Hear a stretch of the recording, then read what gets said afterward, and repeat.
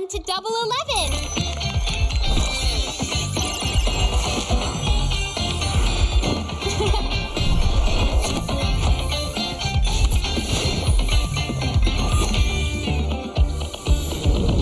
Amazing prices! Amazing styles!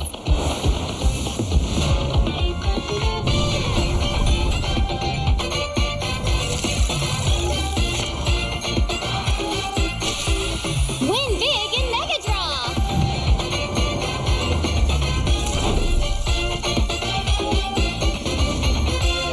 Lowest prices, incredible benefits.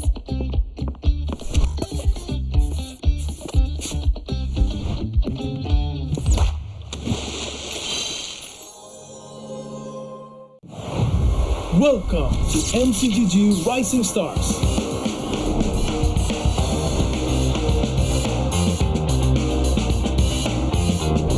From September 12th to October 19th, take part in the regional contest, open to all players. Step up and prove your strength. Division finals will run from October 24 to November 2. The top 16 players in each division may advance to the next stage of MRS. Check your in-game mail for information.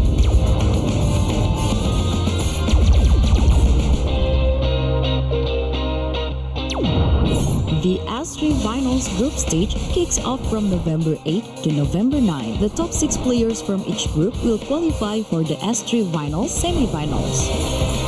The semi-finals will be held on November 15. The highly anticipated grand final arrives on November 16. The champion will earn a direct qualifications for the first MCGG World Championship. The battle is on and the world is watching.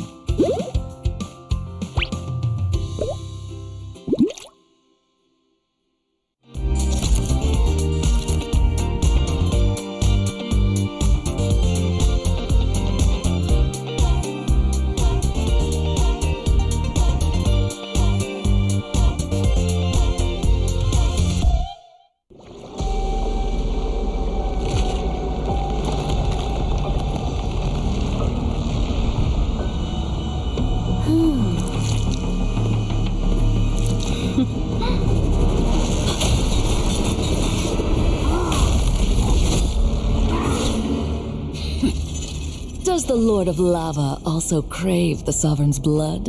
Fool! The tyrant's remains will only bring doom!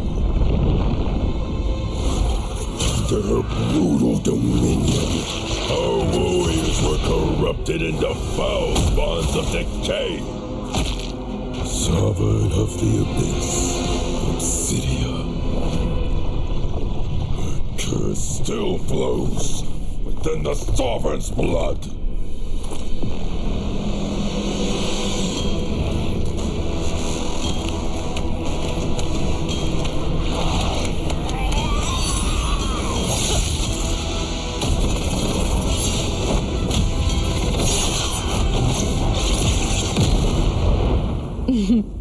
Such loyal little puppets, aren't you?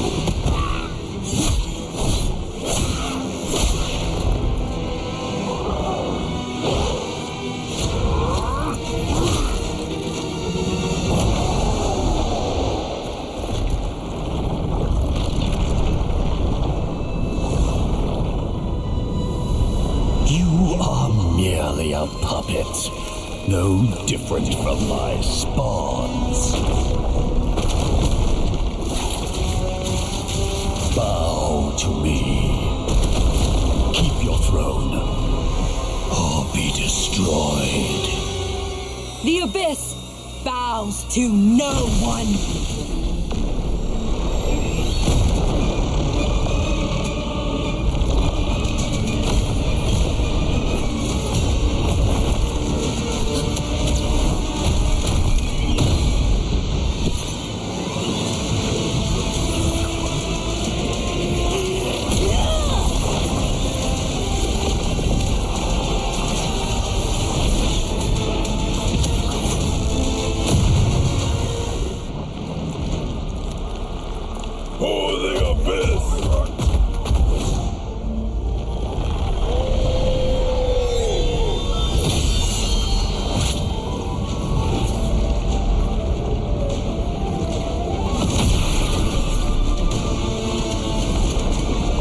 These wretched spawns reek of its corruption.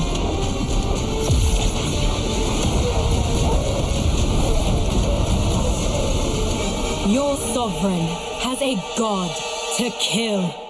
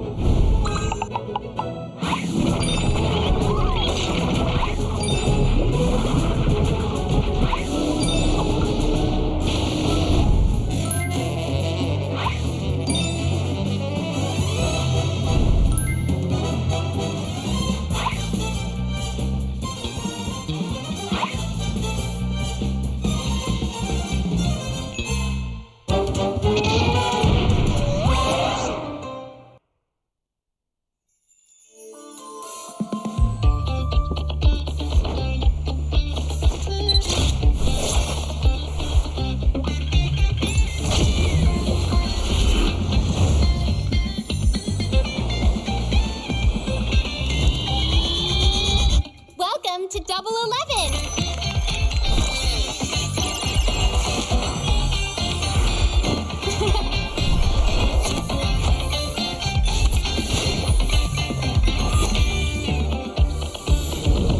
Amazing prices, amazing styles.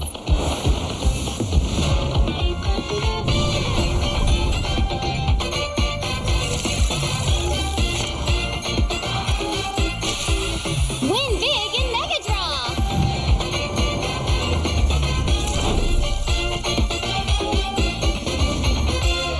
Lowest prices, incredible benefits.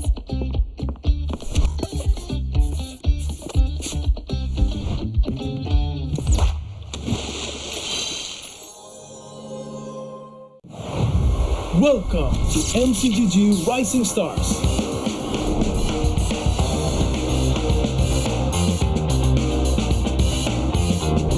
From September 12th to October 19th, take part in the regional contest, open to all players. Step up and prove your strength. Division finals will run from October 24 to November 2. The top 16 players in each division may advance to the next stage of MRS. Check your in-game mail for information.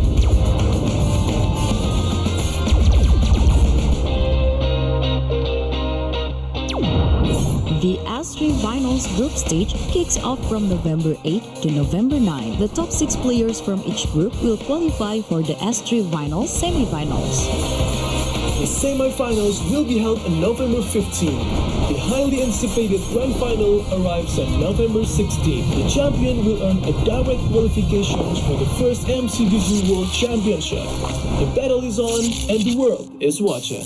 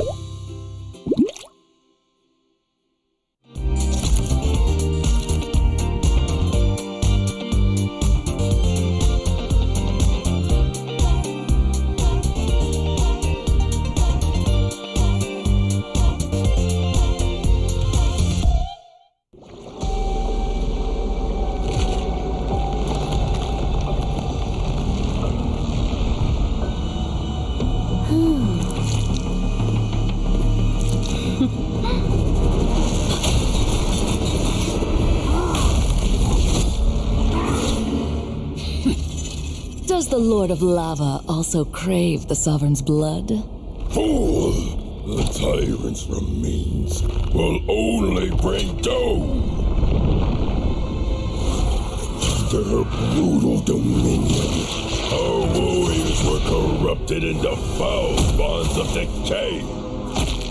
Sovereign of the Abyss, Obsidia. The curse still flows within the Sovereign's blood.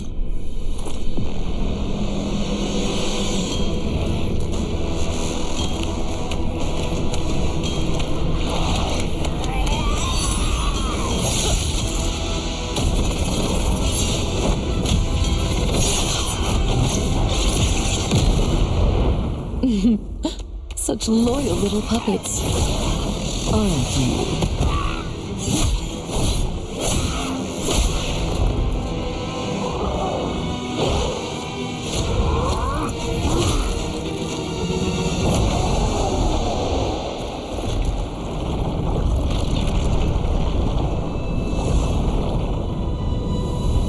You are merely a puppet, no different from my spawns.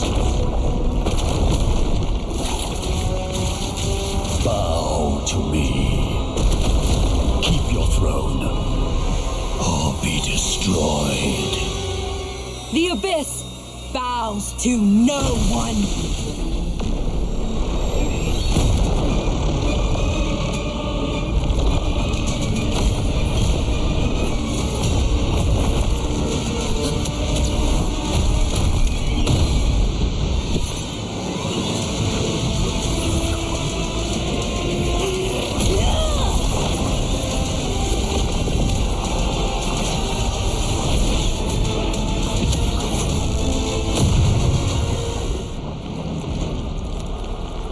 For the Abyss!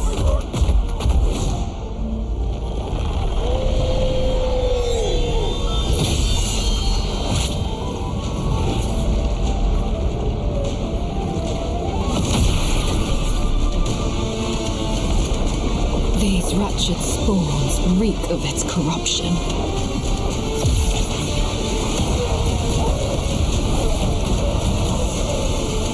Your sovereign has a god to kill.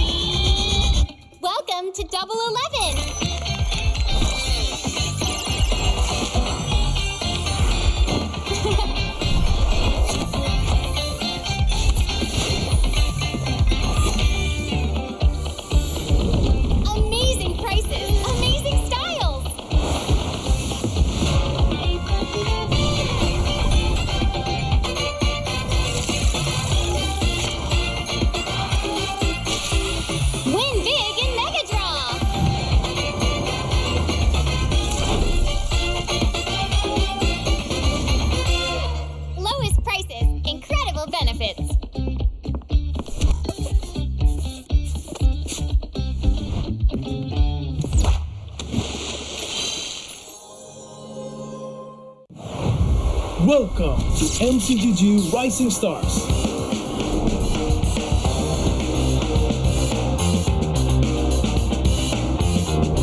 From September 12 to October 19, take part in the regional contest, open to all players. Step up and prove your strength. Division finals will run from October 24 to November 2. The top 16 players in each division may advance to the next stage of MRS. Check your in-game mail for information.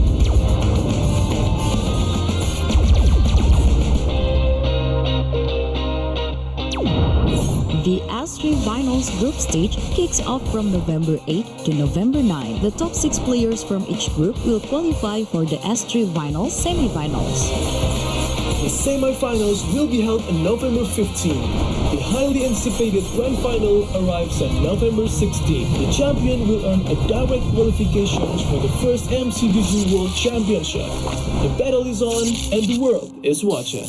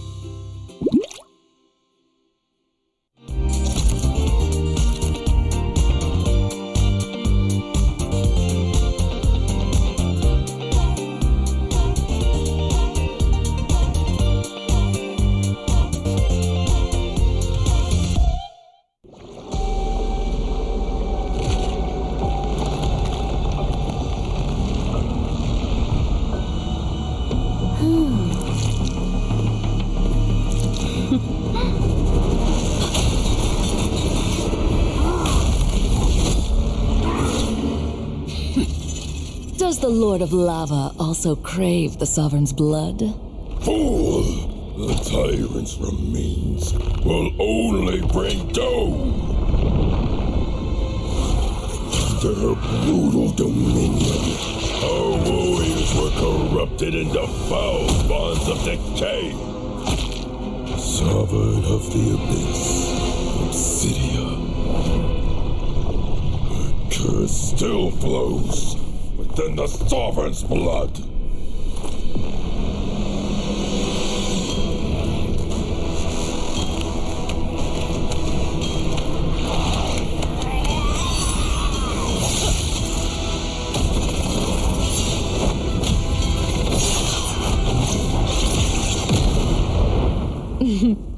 Such loyal little puppets, aren't you?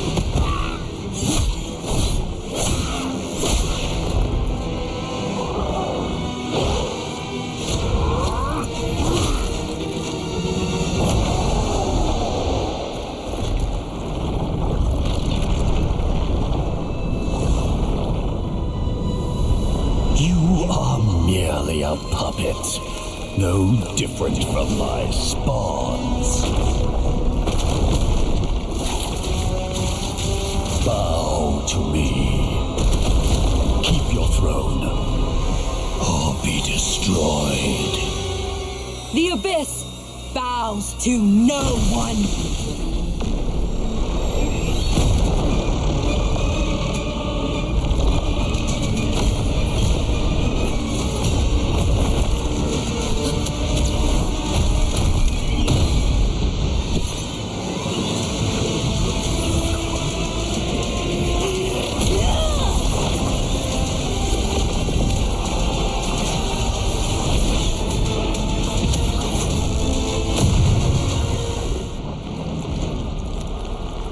For the Abyss!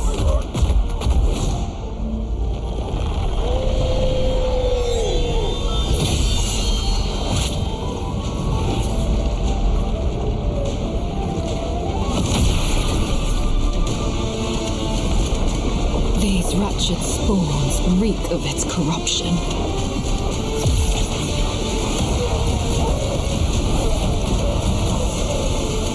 Your sovereign has a god to kill.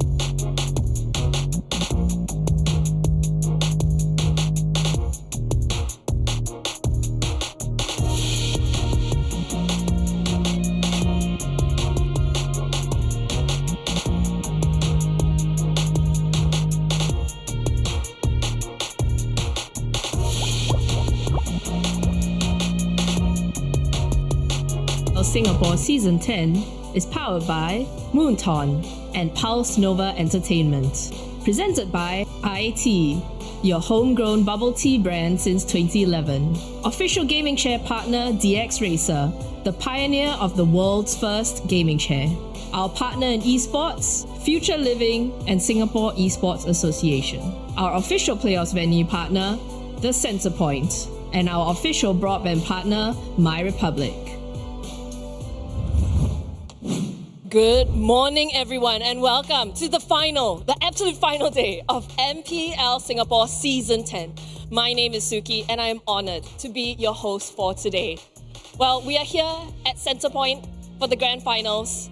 This is your last chance as well for you to come down and get some prizes. We have MLBB merch, we have diamonds, we have skins, we have, I guess, fans, and we also have teams to play today.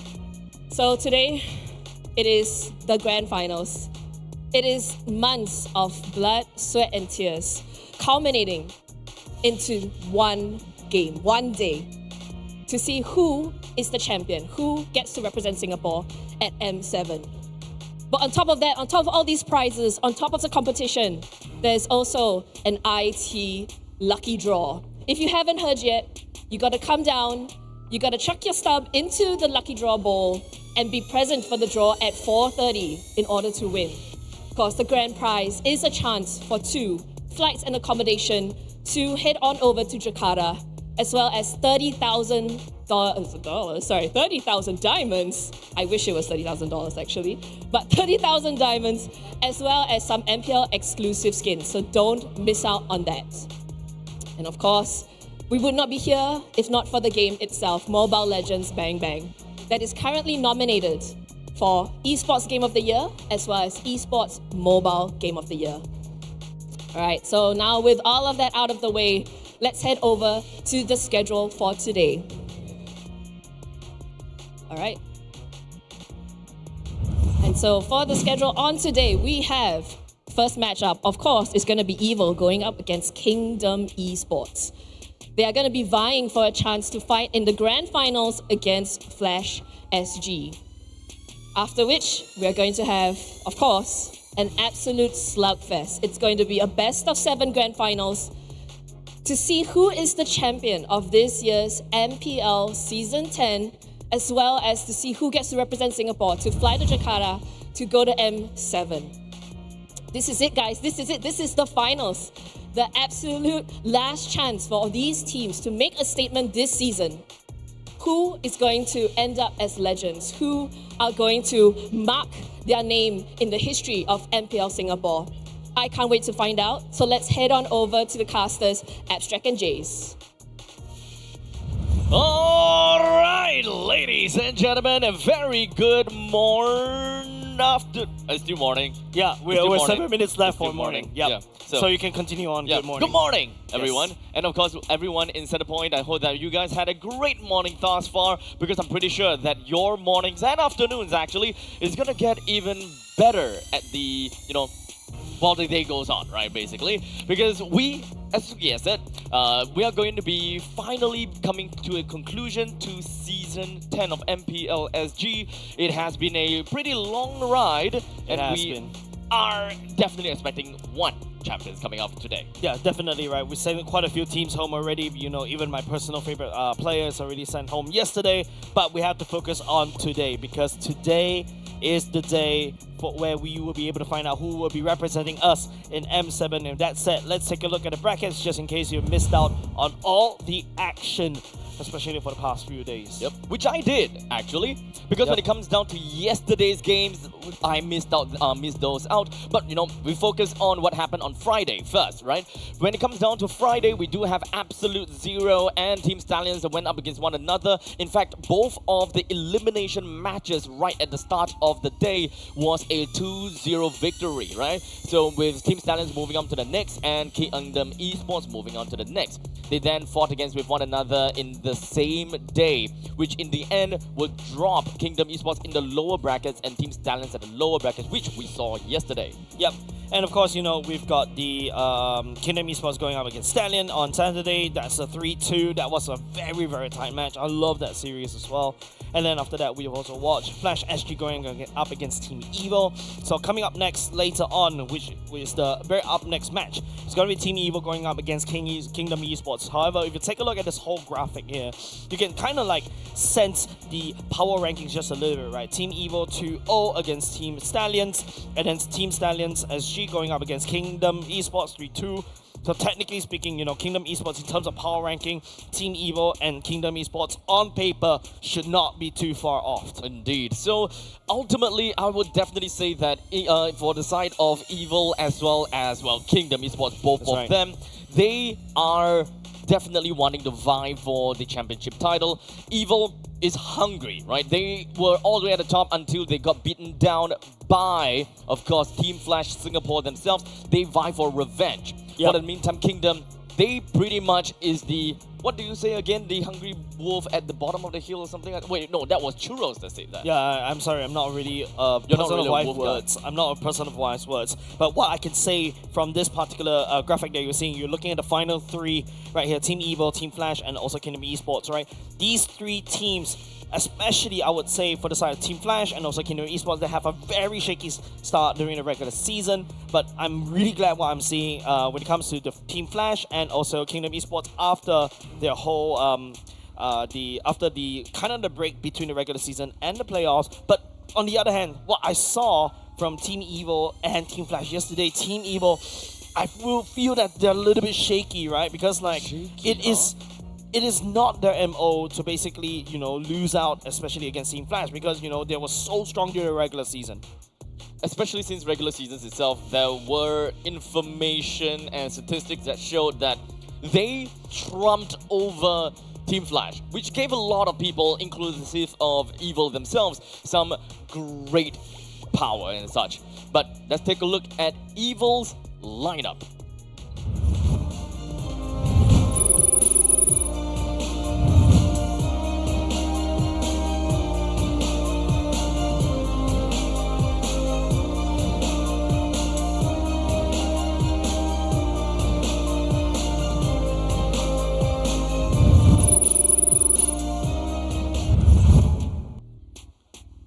And this is the lineup for the side of Team Evil. Gear, Aether, Sailor, Ven, and Powerful. Solid performance during the regular season. However, during the transfer window, we introduced the coach Bitoy.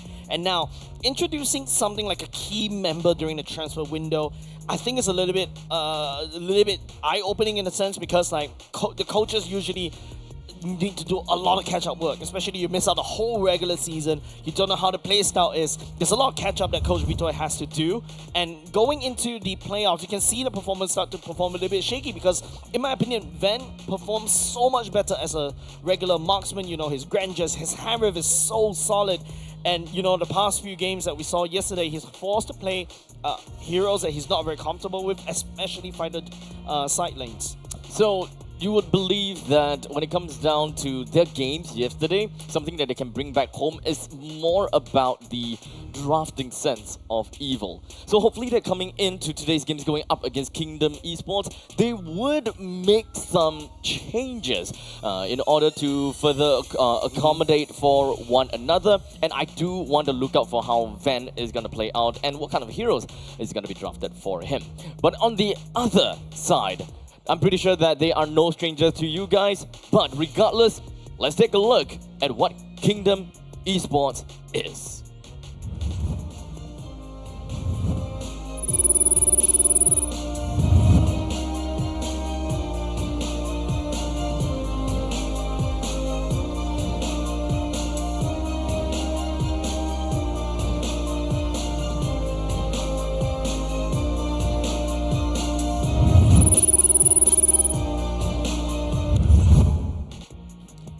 And this Kingdom Esports that you're looking at right here on screen. Jinsanity, Yawn, FMM, Ground, and Lozy. Lozy, technically speaking, I would say, Churros and I like to call them the Lozy, the fortune cat, because he's always been in winning teams all throughout, even if he's on playing actively or not. However, his experience, his knowledge of the game brings a lot of things into what Kingdom Esports does, right? Because in my opinion, Kingdom Esports, because of how Yawn is in the whole roster stack right here, he's a very momentum-driven kind of player. When he plays well, he outperforms, I would say, the best Singaporean jungler in MPL Singapore. But on the flip side as well, as I would say that Yon is a generally passionate player, so he is very dedicated to his role and dedicated to his team. The moment that something doesn't go very well, it goes awry, he tends to take it very personally, and we tend to see that in his gameplay as well, which is something that I think that really needs to see, or rather the difference has to be made in the side of Kingdom. The moment that we see any semblance of tilt, or in some sense passion-driven changes, his gameplay will start to tank. Yeah, so now it boils to the question, do you prefer a player that's consistent, or do you prefer a player that's explosive? And it makes you feel like, every time when you feud Yawn or be it these kind of players on the scene, it feels like a gamble all of a sudden. It is a gamble, but sometimes, some people will go around and say, go big or go home.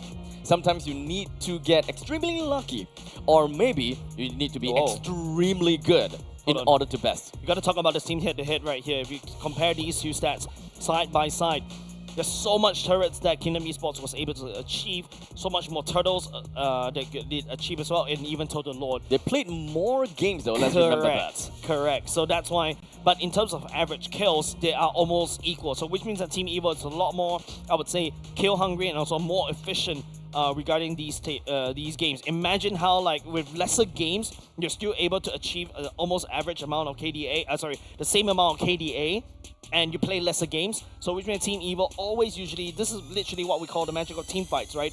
Go in, kill somebody, trade objectives immediately. We always have to remember about that Evo magic that you were talking about. Evo, they thrive in the chaos of micro-mechanics within of team fights. And that doesn't mean that they abandon any semblance of macro. They still have some macro game in them, and they will look for an opportunity to be able to whip them out. Sometimes you will start to see Aether going off tangent and going to opposite lanes of the Lord to apply some of these pressure. But we need to also remember it is very case-by-case basis when it comes down to draft. If we're talking about, like for example, Yi Sun-shin, the only marksman in the team, don't expect that Yi Sun-shin to be split pushing. Yeah, I think I remember discussing with this with Churros yesterday, how gold laners is a little bit of a interesting position. If you take a look at how Van, out of the 18 games that he played 13 different heroes, and that's because he has to play both marksmen and also fighters as well. Some of the fighters that he played includes one of his signature Cho, but however, the way that he's been playing his fighter side lanes, you expect him to rotate immediately after, winning the lane or wave clearing. He wasn't able to do so, right? He was mostly staying in the gold lane most of the time, playing like your traditional gold laners where I want to get as much farm as possible and then start winning the fights late. However, if you want to view this kind of fighter side lanes, you really need to start rotating early. So I would say that was the kind of quick summary what happened yesterday. That's where Team Evil kind of faltered just a little bit. This is also kind of interesting considering the fact that Evil wants to capitalize in early stages. And whenever it comes down to fighter side lanes, that is exactly what they want to do, right? That is the game plan. You pop off a lot earlier, you are not required to stay in lane. Only time you need to be in lane is just to defend your standing objective. That's right. And then immediately, kind of get out of the lane. Yeah, we're going to go straight into the annual map change. Well, technically the random map draw. Yesterday we were seeing a lot of flying clouds. We want to see something different. There you go. We'll start off the day with broken walls for our map for our very first game. So, with broken walls, it generally makes objectives, neutral objectives, a lot more pain in the arse to work with, right? There is more ways to reset the Lords and more ways to reset the Turtles. As such, the Lord's dance and perhaps even the Turtle dance can generally last a lot longer than normal, so you would more or less expect only 2 turtles per game, and on average maybe 2.5 turtles, right? So we would generally start to think that, okay, Lord fight will happen a lot earlier, the first Lord generally will come in a lot earlier, which means that snowball potential could be the main difference here. Yep, I think these map changes really encourage, your fighter side lanes to really start rotating earlier, right? Like we want to see more rotations early off the bat, especially with broken walls. You get to sneak in from the other side. Usually that's where the walls is being built, and we also start to see a certain trend that most of the teams these days, even though with broken walls, they pick a lot of Grok. Yesterday, I would say it's almost 100% pick ban rate for Grok as well. So, and this is a hero that both Lozy and Powerful can play as well. So understandably, right off the bat, we do have very expected bans, right? Lancelot, Hayabusa. In fact, actually having these two banned out is a huge respect over to Yon, right? They are basically saying we don't want to see you playing any of these, while completely foregoing some of the other heroes such as the Angela, Baxia, Yi Sun-Shin, which in this case, Baxia and Yi Sun-Shin already taken out by KE. That baton is thrown over to KE. Yep.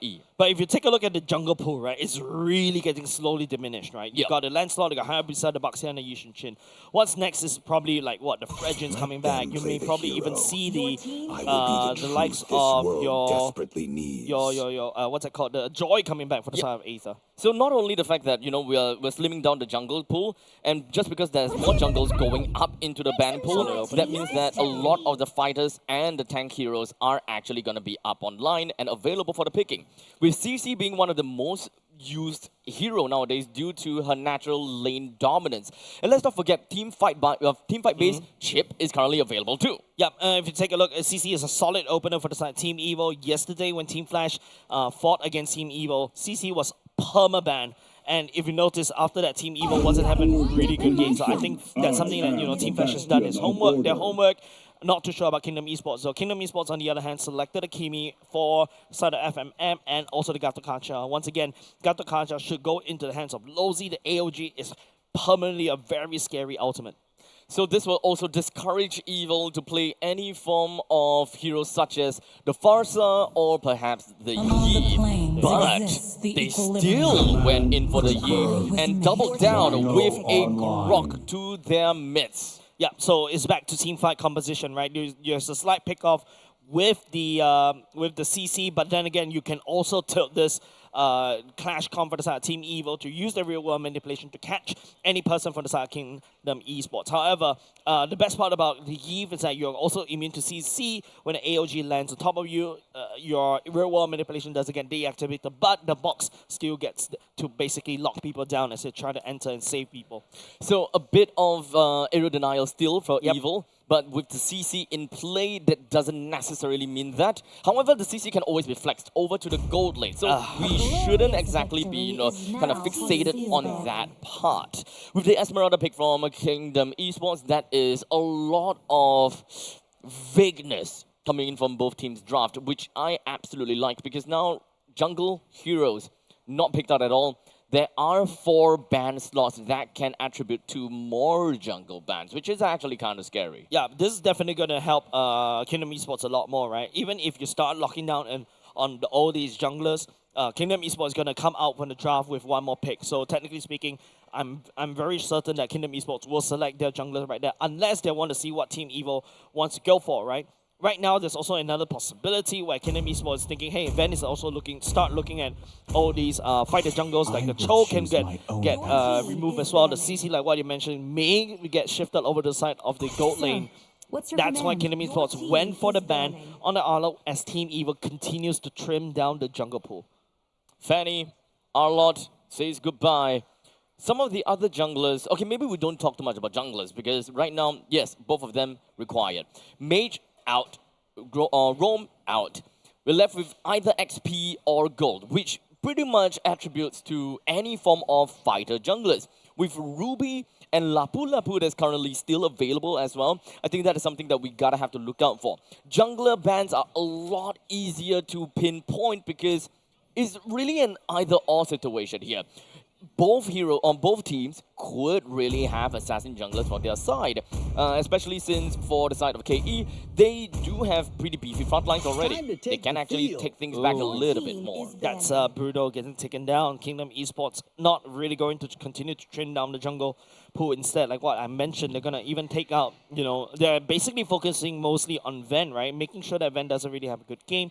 The Bruno was something of a very interesting ban coming out from the side of Kingdom Esports. I wasn't expecting that one because I was expecting maybe a Harif ban, but I think Kingdom Esports actually baiting Team Evo into that because they've already got an Esmeralda in, so they're not afraid of the Harif. As such, the R4 pick towards the side of Kingdom, the way that they have right now is not a telltale sign for anything. They can definitely play more Air Denial per se. Phobius is currently still available as well if they want to buy a bit of time per se in order to really enable their jungler, +1 junglers or so on or along those lines, but they will lack a lot of damage. So in my honest opinion, probably just work along with a marksman at this point. Is Granger still available? Yeah. So yeah, I would personally say just go out for the Granger. Yep, Granger's perfect for the side of Kingdom Esports. Like what I mentioned to Death, right? Granger and also Kimi is a solid warm-up combo together. So right now, Kingdom Esports, this is hinting towards a Uranus jungle that we saw yesterday. And I think that's also did quite well for the side of Yon, right? As a Uranus jungle. Let me just double check on that stat as well. Okay, so while he gets onto that, this kind of throws Evil a little bit off guard as they currently have no idea what the next pick is going to be. Is it going to be a marksman? Is it going to be a jungler? See value? You see value in me? Yeah. But the Granger will be picked up for the side of Evil. I do like this composition. There is a lot of ways that they will be able to funnel the gold over to the side of Granger in order to get themselves the snowball potential that they really wanted. Yep, Uranus actually played by Yon yesterday in a game against Stallions, and they won with this particular strat. Uranus is so annoying, especially in this particular patch. You can just do a lot of damage to him, and then he'll just laugh it off. And basically, he acts like a secondary Lozy, right? Lozy always likes to go in, baits all the utilities out, and then after that get laugh as he AOGs out of there, or AOGs in as a way to engage. And now this also opens up on a lot of opportunity for, FMM to do a lot of damage with the Kimi, but I think they're running low on damage. They need to find something else, perhaps like this. So this is good. The moment that we kind of see a situation where there is both Esmeralda and the Uranus, it's very difficult for you to say that, okay, one's going gold, one is going gold, one is going to XP. The reason is also because of the fact that if you have both of these in the side lanes, then who are you realistically creating that zoning potential in the early stages of the game for? And Kimi is not a hero that you would want to funnel your gold into. So with the Uranus in the jungle, you create so much space in the early stages, it enables your gold laner, whoever that is, to travel all across the map, top, middle, bottom, to funnel all this gold. So this game is all about map denial, lane denial, and river control. Yeah, if you talk about river control, Kingdom Esports definitely has a better time at that because of the Gatakacha AOG could go there anytime very quickly. Esmeralda with the bonus movement speed and the Uranus can also hard gang very easily. However, Team Evil, I'm looking at this roster. If you don't burst down the Uranus quickly, the Uranus is just gonna take all your utilities and get out there, and all of a sudden Team Evo is running low on steam, and then all of a sudden, Kingdom Esports could also re-engage very easily and basically take advantage on the cooldowns of the enemy. So with that all said and done, ladies and gentlemen, we are jumping right in over to the Land of Dawn with Evil onto the blue side, and of course, Kingdom Esports onto the red side, both of which are gonna be starting it off over at their purple buff, which is going to go onto the opposite direction at the end of the jungle rotation. Symmetrical clear coming up from both of these two teams. Uranus seems like he's the one that left the purple buff first. We talk about the mid lane, how they're going to be able to rotate even faster. I would say, looking at what we're seeing right here, both these two teams can clear very fast. And what we talked about earlier just now, they want to get river control as quickly as possible. Kingdom Esports should be more seems like they're more active around the map because of the fact that we got solid AOGs. Even a spear of destruction could always easily land onto the turtle, and all of a sudden you find yourself at a 5v4 during the first turtle. So the good thing is that Kingdom Esports actually do have got a pretty good lineup that can go for cross-map plays, while Evil don't particularly have. Evil's gameplay and game style is a lot of front to back, and they want to play for team fights. This is a very micro-intensive team composition without the need of high mechanics. So it's a lot easier to pull off. Instant gratification when it comes down to initiation from Powerful, follow up from Aether as well as Sailor. Evil's lineup, you can fare very well. Oh, speaking of which, it's gonna be Esmeralda getting torn up just a little bit. Insanity will be able to limp away, even burns the Purify right off the bat. It doesn't seem like things from either team is gonna get an early payoff just in time, at least for now, right? But we gotta talk a little bit more about lane priority. CC always is gonna trump in the lane, while in the meantime, in the gold lane, it will always be kind of like a skill matchup between a Moskov as well as a Granger. Both of them are very linear. Looking around, but it's gonna be Aether picking up the turtle right off the bat. Sailor goes into real world manipulation. Yon getting torn up just a little bit. He tries to limp away, but Aether will be able to catch on to him. And now with a tectonic charge, unlocked by the right side of Powerful, he slams FMM to the wall, and he's still inside the fight. The members from the side, Kingdom Esports, not enough damage, and even with the traction pulse, it's not good enough, Abstract. Oh man, right in the middle of a team fight, that's not exactly what you want to. Or in the middle of a team fight, having a pause is like the worst case scenario ever. But to be fair, it's almost to the end of the team fight anyways. Yeah, I mean, it feels like, you know, getting pulled out right out of the Matrix prematurely. Wait, do kids even know what Matrix is? No. They probably know John Wick. Keanu Reeves. Yeah. We just revealed our age, ladies and gents. Mostly yours, for now. We're same age. Shut up. Anyways, it's very premature, but from that sequence that you saw, it seems like, you know, what we mentioned about Kingdom Esports running out of steam just a little bit in terms of the damage department right there. Even though, yes, they do have a Kimi from the side of FMM that's actually tagging on to these damage, but Evo has a lot more damage in their kit, right? Like, especially from the side of CC, the side of Sailor as well, on the real, on the Yim, that box was so well placed and it also controlled. And, you know, once the turtle gets taken down, Tectonic Charge gets unlocked, they follow up with another kill. It is a very, very aggressive team composition that Team Evo has fielded out. And this is what we call the Team Evo magic.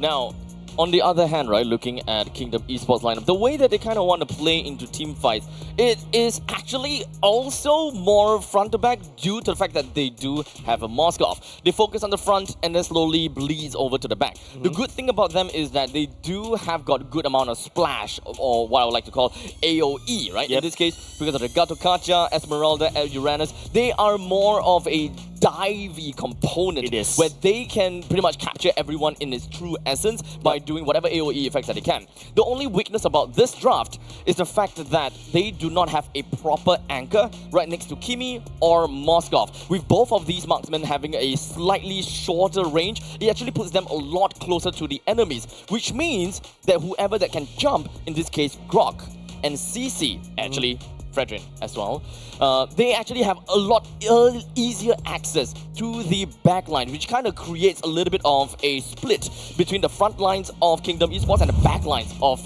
Kingdom Esports. Yep. After the dust has settled, yes, it is Team Evo that picks up the first turtle of now. That's actually a really good sign for the side of Team Evo. It's going to help, you know, Sailor, or even to a certain extent Aether on this refreshing to really escalate out of control. And now Kingdom on the other side, they really have to try another way right here, because this is a very dive-heavy team composition, right? Like what you mentioned, if the Kimi or even Grunt is unable to find a very good position to output the damage, Kingdom Esports is going to repeat the same thing that happened for the side of team for the first turtle. So it is very, very, very slow-paced game right off the bat. Yep. But we do have the turtle that will be available again very soon. But we need to remember that Evil does have the first turtle, which is going to help them a tad little bit. But that is only a 1,000 gold lead with a 1-for-1 trade, at least for now. Yeah, it feels like, hold on a second, that's a lot of damage that absorbed by the side of Gear. Pops the Vengeance right off the bat, but CC can generally hold very well in lane for himself as we look at a second turtle spawn for this game. So at this point, top lane. Tectonic charge right onto Lozy. AOG unable to get landed because Aether is knocking him up, and now Kingdom Esports will go into their starter fight in a deficit. As now Aether continues to put down more of these impact onto Yon. It is a jungle versus jungle situation, and of course Aether, level 7, would win in the 50-50 if they continue with this. Yeah, also joining the fight right here, members for the side Team Evo still able to secure the turtle for themselves. Kingdom Esports losing Lozy right there is not exactly ideal. AOG will be able to attack onto Aether. Aether knocks Lozy up. No follow-up side Kingdom Esports. Team Evo gets off scot-free. As we slowly move on, with two of the turtle for the side of Evil, this is the advantage that we want to see coming in from Evil. Nice Spear of Destruction and Misery as well. Van tried to cut out just a little bit powerful, using the wall to push Grunt off slightly, saving the gold lane. Also, Van is still A-okay for now. Both of the roamers, or rather, both of the gold laners, they are actually a lot more slower than we would expect. They need time to eventually be able to pop off. And with the amount of zonal tool that Evil have, and of course with the 2,000 gold lead that they have, it is going towards the favor of Van a lot more. This would enable Van to farm in the top lanes and the middle lanes very effectively if Evil gonna make sure that they zone Kingdom away. Lozy getting stunned up just a little bit more. FMM outputting the damage, but it seems like Powerful is slightly unfazed. That's a Sky Piercer already built for the side of Ven. With very quick amounts of damage right through the middle lane creep wave. That is the mid lane priority that we want right off the bat. But it is a Kimi plus Grok after all. Yep. They can clear fast, but it is also not... Yeev plus Grog, right? Yeev plus Grog is pretty fast actually, but there is a gutter clutch on the opposite side. Aether stepping forward just a little bit, the Spear, Misery, and using the SOD. Oh. What an outplay coming off the side of Grant. Very good outplay, and in this case, Lozy finds himself top spot. Immediately getting blocked by the wall as well. Yon stepping forward just a little bit. Kimmy in a very good position. Aether getting melted down. That's a tectonic charge coming out for the side. A powerful Yon getting slow, immobilized. Sailor lands on fire from the sky. Lozy following soon. Sailor picking up a double kill. This is a lot of fightings that's going on in the gold lane. What we would have originally expected is more of these rotations to go down to the bottom lane. However, it is also always because of these neutral objectives that constantly popping off into the gold lane. So this is incentivized for Evil to make their way to the northern side. And this also allows Van to pick up a couple of these assists, which should put him at least 1,000 gold ahead of Grant. Easy total coming off inside Team Evil. 3 totals in their pocket. This is going to allow Team Evil to escalate out of control. Speaking about snowballing, Aether and also Powerful, a death ball from the side of Team Evil. Kingdom Esports unable to hold them down. The rest of the members from Evil, they managed to find themselves a little bit of a retreat. But the main thing is they want to ensure that they are in a capable fight or a good enough fight. They managed to bring down the T1 turrets up to the top lane and would generally want to look at the middle lane in order to really enable this Granger with unlimited resources. Yep, the wall being built by the side of Powerful. Jinsana takes some pot shots from the side of Ven. This is not looking good for the side of Kingdom Esports. Seems like they really need to try and unlock Grant as quickly as possible, but Team Evo is not letting up steam. Elozy, AOG lands where he stands, but this time around it's going to be Gear getting melted down by the side of Kingdom Esports. As such, it kind of seems as though that the Uranus play, or rather what Uranus is looking out for, with the way that they drafted Uranus, is not gonna work out at all, right? Because what we want to see from Uranus is that he's just constantly proxying the lane, pushing everyone else away, and just make sure that no one will be able to get through the river line. Lozy, there's no way for him to run right there. There's another free Sky Piercer stack delivered into the plate of Ven, and this is exactly what I want to see from the side of Team Evil, identifying that Ven is so much comfortable using these marksmen, and he's going to scale out of control. Kingdom Esports, on the other hand, they need to slow down just a little bit. The insurance policy lies in the hand of Grant. Grant needs to farm as quickly as possible, Abstract. is a tall order. It's an extremely tall order in order for Grant to get all of that kind of farm that we're talking about. He needs at least 12, 13 minutes if they are completely neck and neck with Evil. But now that they are 4,000 down, on the natural curve of a normal game, I would say that Kingdom Esports should at least be 24,000 gold or 25,000 gold. But not in this case. There needs some time for Kingdom to pop off. Now, we already have the Lord available. This is Evil's priority. The enmity is going towards the Evil, and it does seem like Evil really wants to do something here. Catching on to gear right here. Real world manipulation zones out the rest of the member for the side. Kingdom Esports, AOG for the side. Lowsy already committed for the side. Let's just get on the way as Evil takes out the Lord for himself. No escape and also no response coming out of Kingdom Esports apart from that bot lane instead. That is the cross-map play that I'm talking about from the side of Kingdom. They are a team that can play that, and this is a natural counter to what Evil always want to do, to play as 5. And the moment that Kingdom does that, Evil is forced to either, number one, split up or find valuable trades.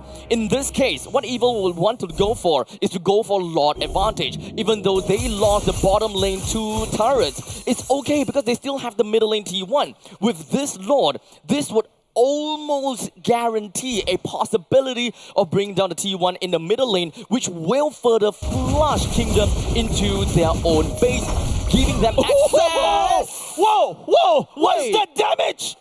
Aether! Red team turret has been destroyed. Okay, I did not see that coming at all. I've never seen. Hot damn! He just bonked out of existence. Look, I'm pretty sure the FMM did not expect that as well. I also did not expect that kind of damage coming off of Aether. And that's not what half Grey health.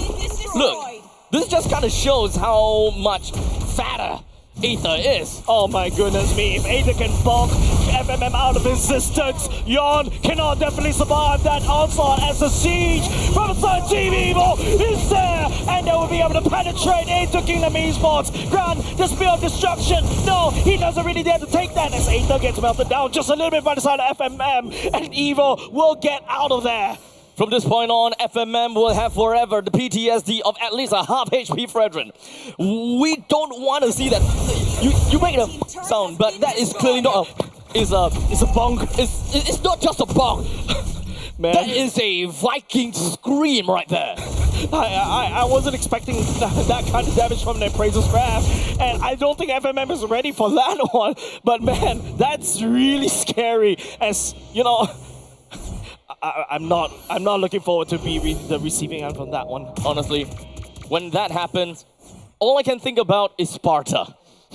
Can you imagine the scream? The kick. This is Sparta kicks you off into the hole. Yeah, another movie reference to show our age, Abstract. Shut up. Anyways, right now Kingdom Esports does have a leaky hole up on the top, and now it's all about this Lord fight around in the next 30 seconds. As such, 8-2 with a total of 8,000 gold lead in favor for Evil. This is not going to be a great front for Kingdom. They are lacking quite a lot. If you take a look at Moskov, 3 items, not too bad. Not too shabby either. He can't deal with the front line. Right now, FMM, oh powerful, knocking up Yon right here. Lowsy comes with the AOG right in the middle of the werewolf manipulation there, picking up stacks like it's John Wick as he just ignores the Lord right there. Powerful slamming Insanity, no way for him to run. Another stack for the side of Ven. And now Moskov is still split pushing, so he needs to find an answer with this. Go back home and continue. I think he really has to back off because Grant needs to try to go back for the defense. There's no evil land. Grant is the only one left, and as the minions penetrating into as Team Evil just finishing up, cleaning up shop against Kingdom Esports. Hey, wipeout for Team Evil. A noble sacrifice coming in from side of Grant. He needed to really sacrifice himself in order to send all of that creep waves back home. If not for the sacrifice, that would have been game over right there. But that sacrifice means that you literally give another stack over to Ven. Ven is 6-0-4. His stacks, what, 40 stacks by now? Probably at this point in time. He did have quite a bit of kills right off the bat. Actually, no, he had a lot of assists right at the start of the game. So with that early 0-0-3 by I think about 5 minutes, it's fair to say that he would have got a Sky Piercer during the first kill. So best case scenario, 60. Yep. Ben picking up the War Axe already is going to be able to look for a lot more sustain in these fights. Now the core unable to heal up just in the middle of time, and now it's all about the team fight. The Lord being led in by the side of Team Evil, FMM and Lozi focusing on the wave clear. AOG to Zone will be able to catch onto Aether. Goes into Revitalize as well, and there's also the traction powers, and then guns down Lozi, guns down Yon, and the core looks juicy as Team Evil takes game number 1. A very decisive victory going over to the hands of Evil, ending their game way earlier than we would have originally expected. What a great start to Evil. This is a great morning for them. Yeah, man, like, well, technically it's already the afternoon in Singapore. It's 12:30-ish, round up just a little bit. But man, I would like to see that bonk again. As if you play Fredgen a lot, you feel very good just watching that sequence. I would say so, yeah. That is a... Once again, that is not just a bonk. It's a bonk. It was not a bonk. I mean, bonked out of existence. That is a very worthy frame to be put above your bed. Bonk out of existence. Yeah. And then the existence is kind of cropped out of the picture because that is out of existence, right? True. Right? You show Think out of the box. Yeah, think out the real world manipulation box, yeah? I guess so. I think that's basically the key of the game for that particular round, because it's Team Evil that's trapping Kingdom Esports inside the box. They're unable to maneuver outside the box. They need to think around the box, and they're not able to find these fights because it's just, you know, Team Evil setting up these boxes very well, Grok to follow up, and then after that it's just, you know, a Fredgen bonks people out of existence.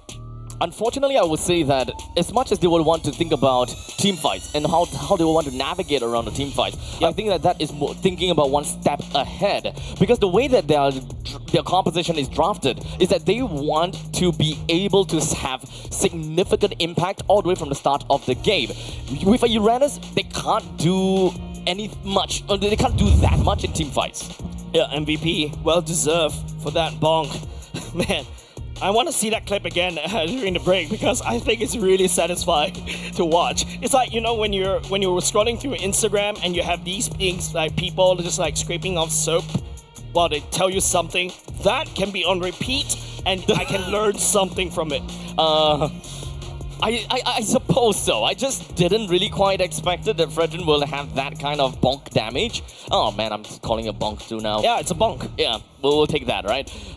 So early into the game, right? But back to the topic of what I would talk about the Uranus. Uranus takes time to eventually pop up. And Uranus really needs Radiant stacks to upkeep with the amount of regeneration and healing. Otherwise, you'll always need to use your consecration before team fight happens, just so that you can build up on those stacks. And unfortunately, that is not optimal. What you would want out of your consecration is to use it mid-battle so that you can weave in, or rather weave out and in to the battles again within a very short span of time. So that is my only qualm when it comes down to a Uranus, but that is just secondary. The primary role of Uranus is zoning and playing for the map, which Kingdom couldn't. Yeah, because Kingdom Esports, once they found out they're really running out on steam, they really cannot keep up the sustain and the early game damage, right? Because Team Evil was just too far ahead, right? Using gear, especially with the CC, you got a lane bully, you have a natural weak lane in down the EXP lane, and then after that you got a Grandeur. So basically what Team Evil just did is that they are able to secure two strong side lanes for themselves, and in the mid lane they are able to wave clear fast to match up with Kingdom Esports, and they get, you know, dips in rotating first. So ultimately, with all this information that we have on hand, with a lot of these kills and assists from the side of Evil, Kingdom Esports have only managed to get a total of 2 kills, 1 to Drinsanity and 1 to Yon.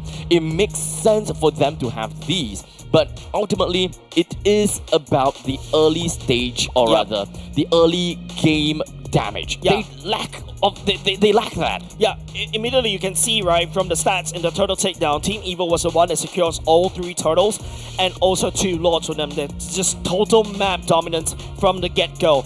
And if you notice, that's like, what, 13 kill deficit, right? Team Evil just escalated out of control.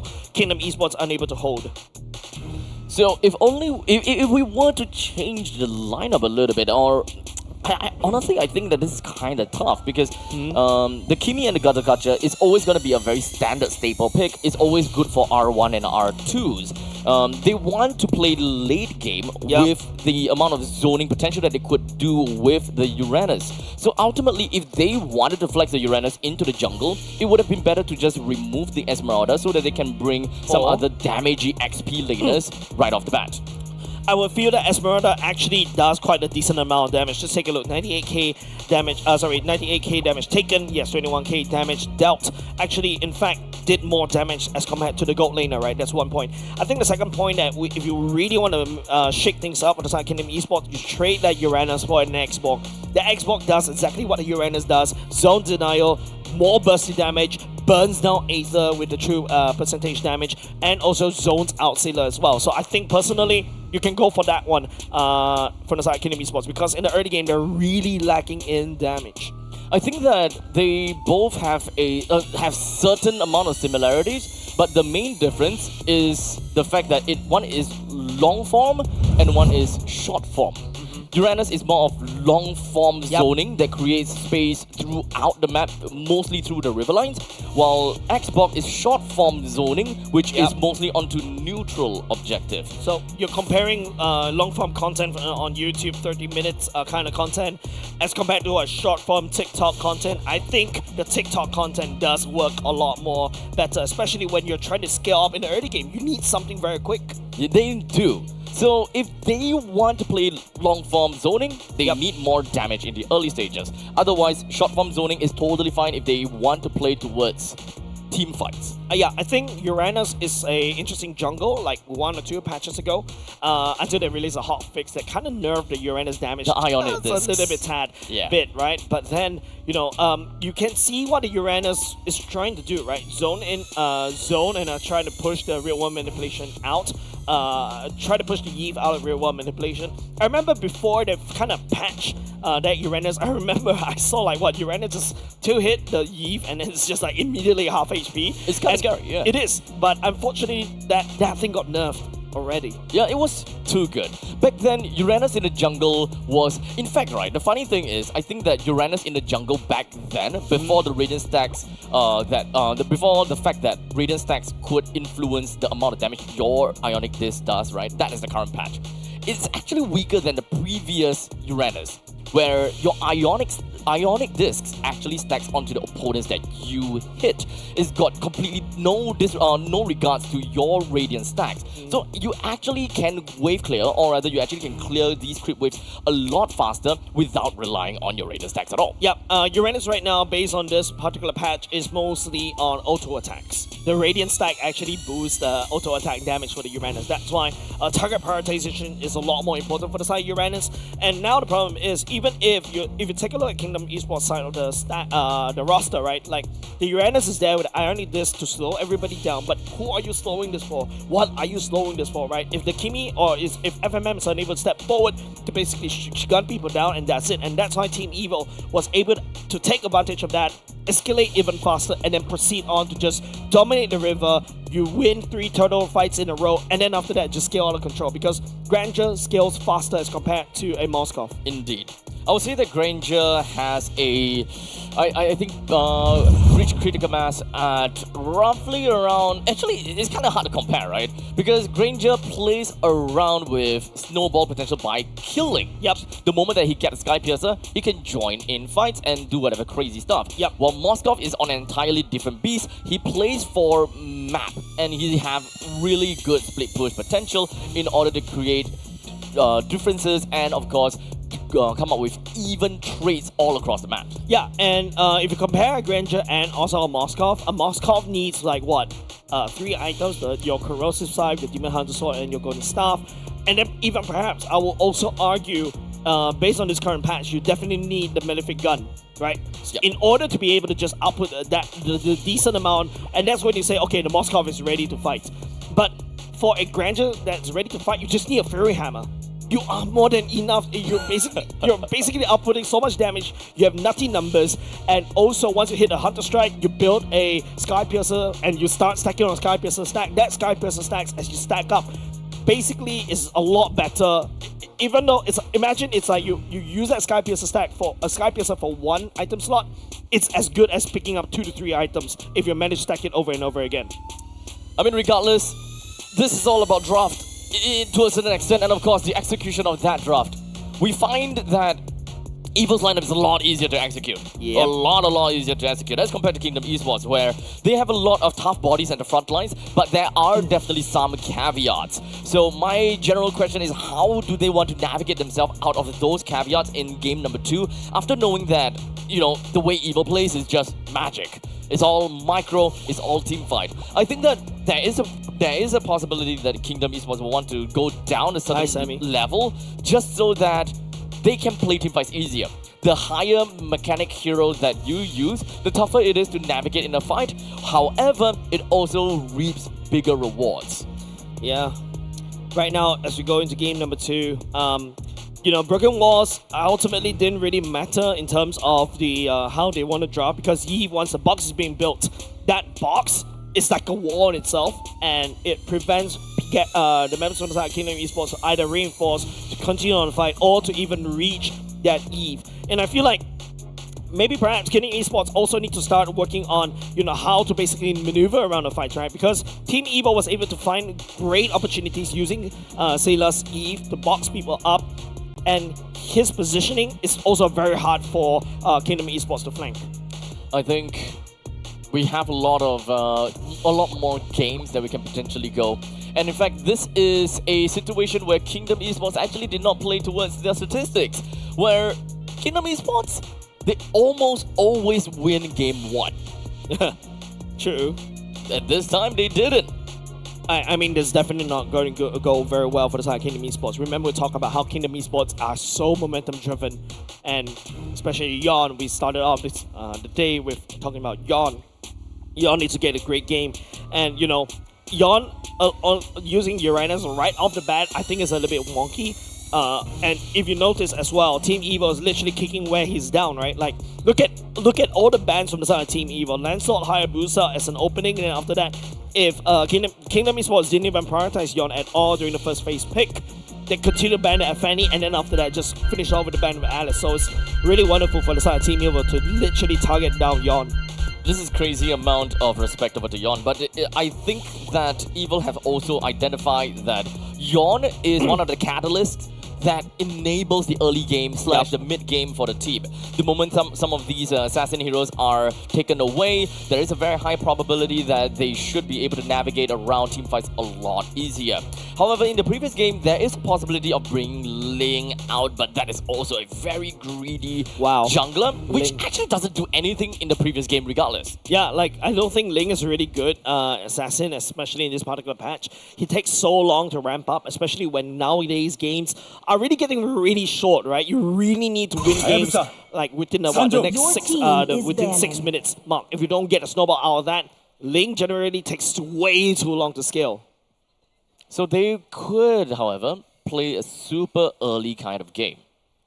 Side lanes, fighters, completely funnel everything over to Ling, but that is also kind of like an all-in kind of situation. Yeah. Super all-in. It is really gambling, and I don't like it when you're taking chances like this. But it's Yon. I don't like going big, going home. I just want to go home. Just he wants to stay small and go home. But anyways, let's take a look at the drafting phase right now. We already have the Lancelot and the Hayabusa taken away. Coach Batoy identified all of that. That's goodbye to Yon's powerful comfort heroes. Finally, we see Kingdom Esports takes away the CC like what Team Evo did. That's also going to be a Baxia ban right here. Full jungle ban. Yeah, almost full jungle ban, except for the Grok and also Yutong. And now this is something that Yon can perform quite well.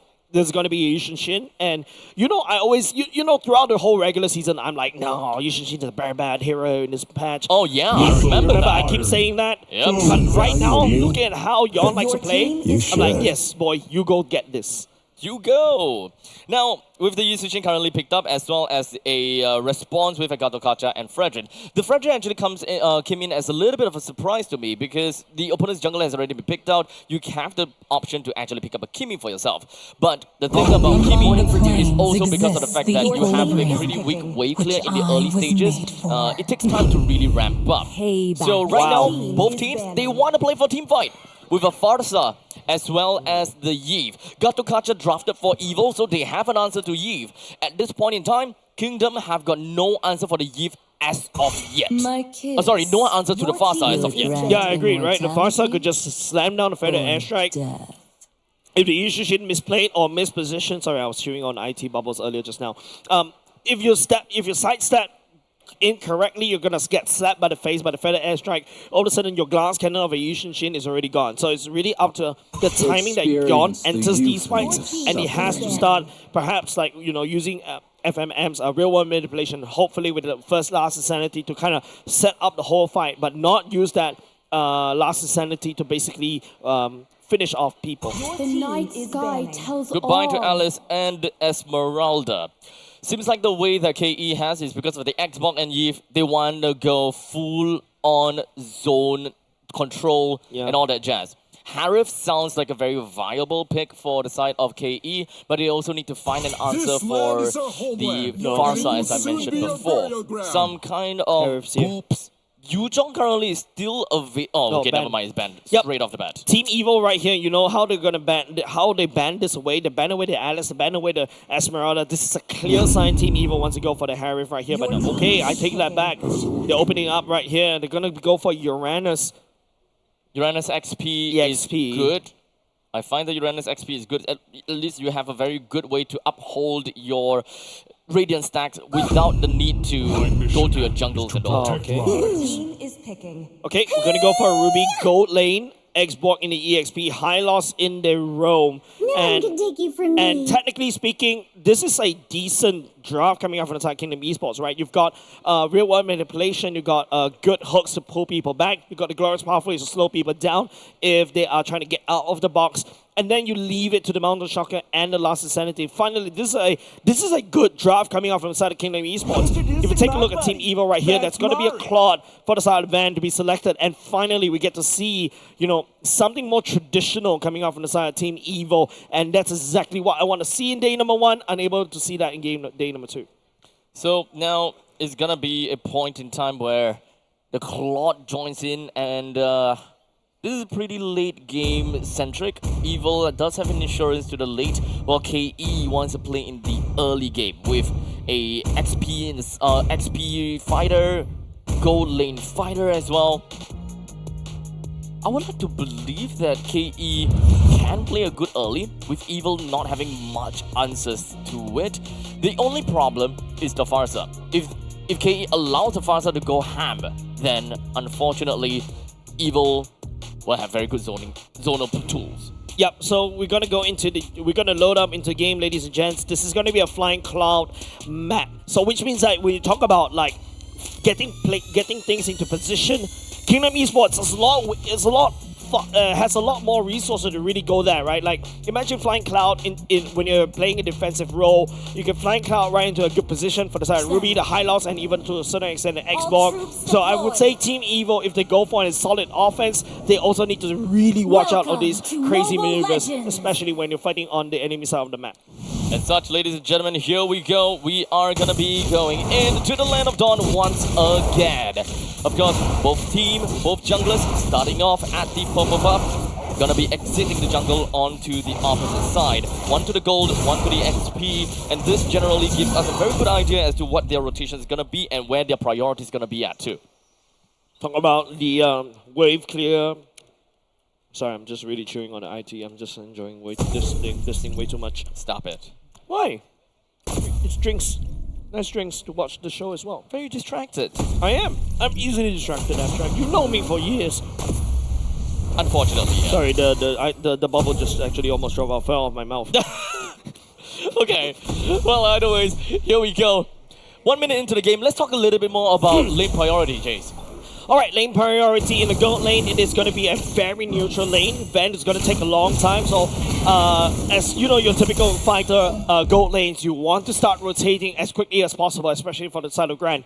And then after that, you've also got Export going up against Uranus.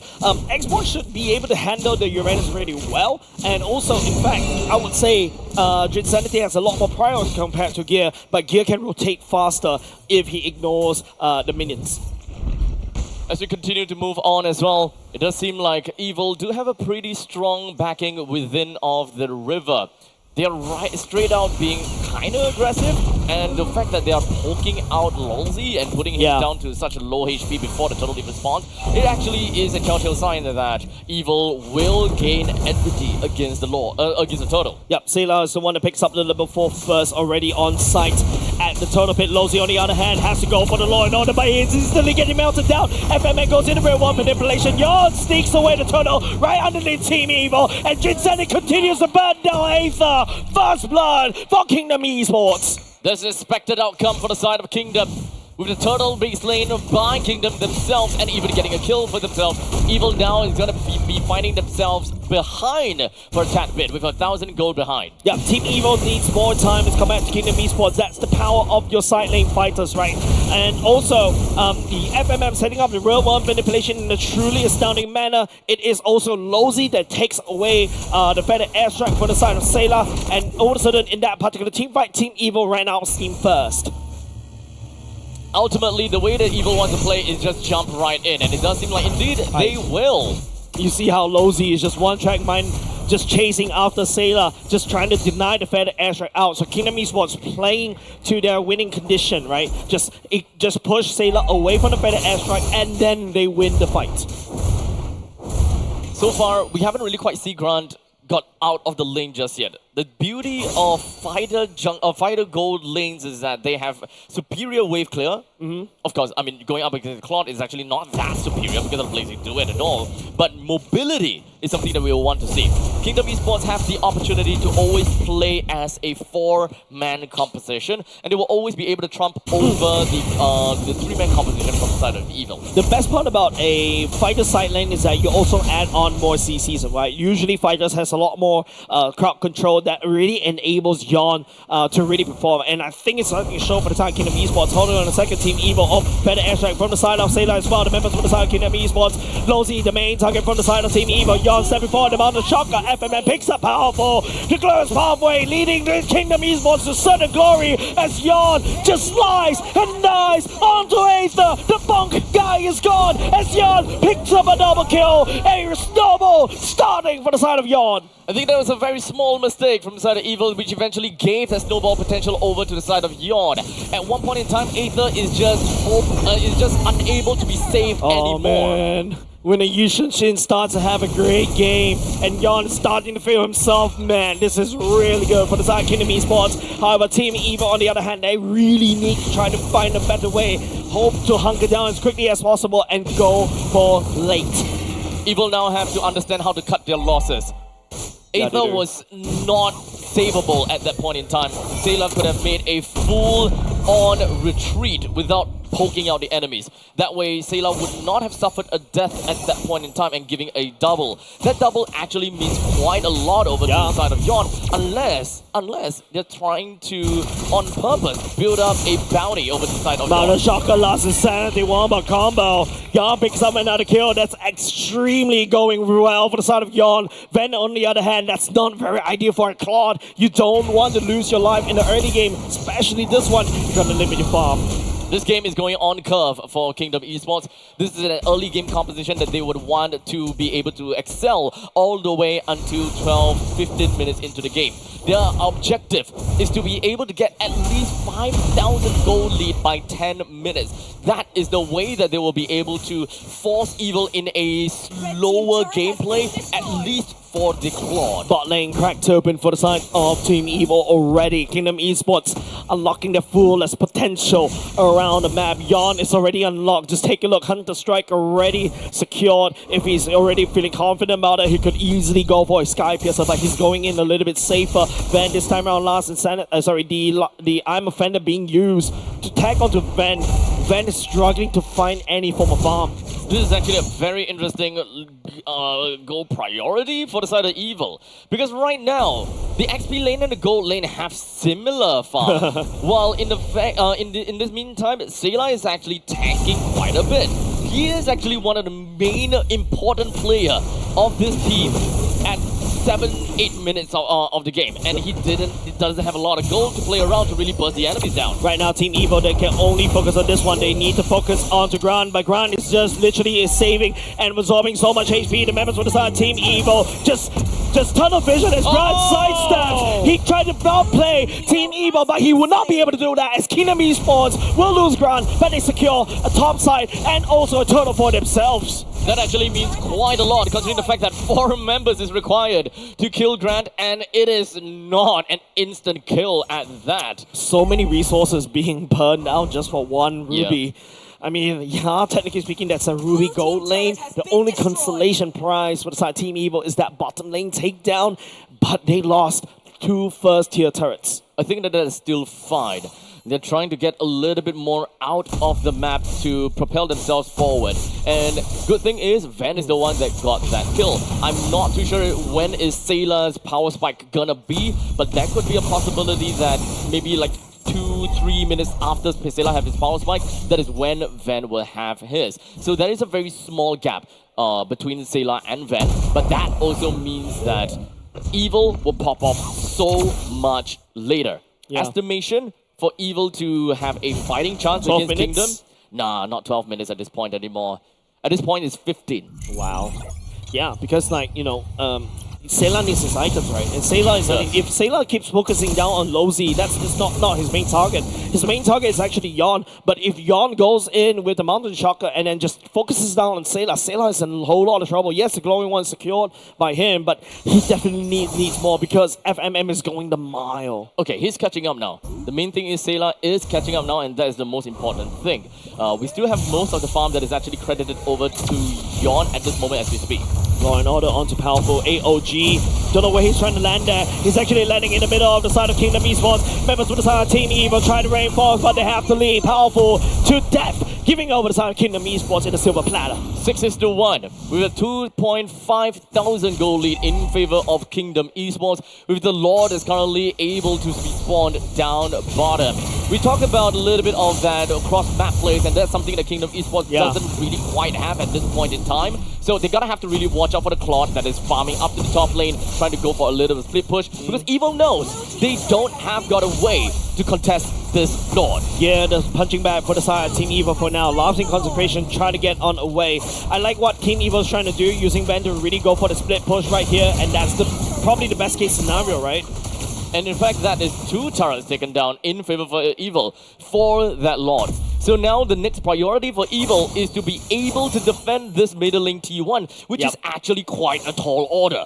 The Lord should be going up either on the side lanes or the side of Team Evo, right? Kingdom Esports, sorry, Team Evo is literally throwing everything they can, even using the feather airstrike from the side of Sayla to wave clear the mid. The mid needs to stand as long as possible for Team Evo to have a slight fighting chance. They need their jungle after all. The moment that they lose their T1 in middle lane, the amount of jungle camps that they can score for themselves dwindle down all-time low. Glorious Pathway slowing down Sayla, and also Van, the members from the side Kingdom Esports, lay down siege in the mid, but the Lord still rampaging down bot, slowly pillaging the Mountain Shocker. Kingdom Esports, they take down the Bastion for the side of Team Evo, and they're looking at mid once again. Very good zoning pathway from the side of Longzy. Love it. Forces the rest of Evil to move back without the need to really put himself at jeopardy of dying, because he's literally proxying between two turrets. It will put him in a tough spot if everyone else from Evil decides to jump on him. The Lord charges down bot, will do a decent chunk of damage on the bot side. Mid lane for the side Team Evo also receive some form of chip damage as well. Grant is holding on to his Iron Offender just a little. Mountain Shocker will activate scouts out everybody, but remember from the side of Kingdom Esports just using all the ultimates to zone, and now they put Team Evo almost on a lockdown back in their base. All 5 of them is now going to be going on full retreat, but Longzy catches one. Catches one, but Longzy this time round, powerful. Feather extract from the side, Sayla to output some for the damage. Gear going in, dive with the vengeance, and also the Ionic Blades trying to slow people down. Real world manipulation from the FMM will be able to just trap members on the side of Team Evil. They should have right inside the box, and Kingdom Esports wrap them up like a perfect Christmas gift, and they pick up a double kill for themselves. Before Aether went down, at least he did manage to get a nice little bonk down onto Lolzy.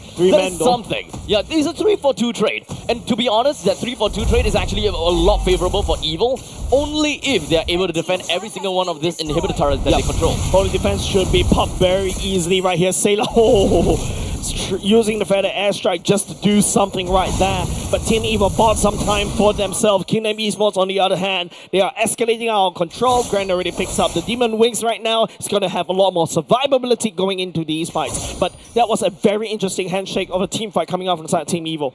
So remember that I mentioned about 15 minutes. There is still about 3 more minutes until Evil would generally be able to pop off and be a little bit more crazy. Now, we've got Claude already with 3 items. It's good enough for him to deal substantial amount of damage. And in fact, this is the second Lord. They are about 3.4 thousand gold behind only. And remember, I mentioned that by 10 minutes, Kingdom Esports needs 5,000 gold. Yes. The fact that Kingdom didn't reach that point in time, that means Evil will have a slightly better curve into the later stages. Instead of 15, I think we're dropping it down to slightly about 14 minutes around there. Geneva Convention? No, that's just a Geneva suggestion.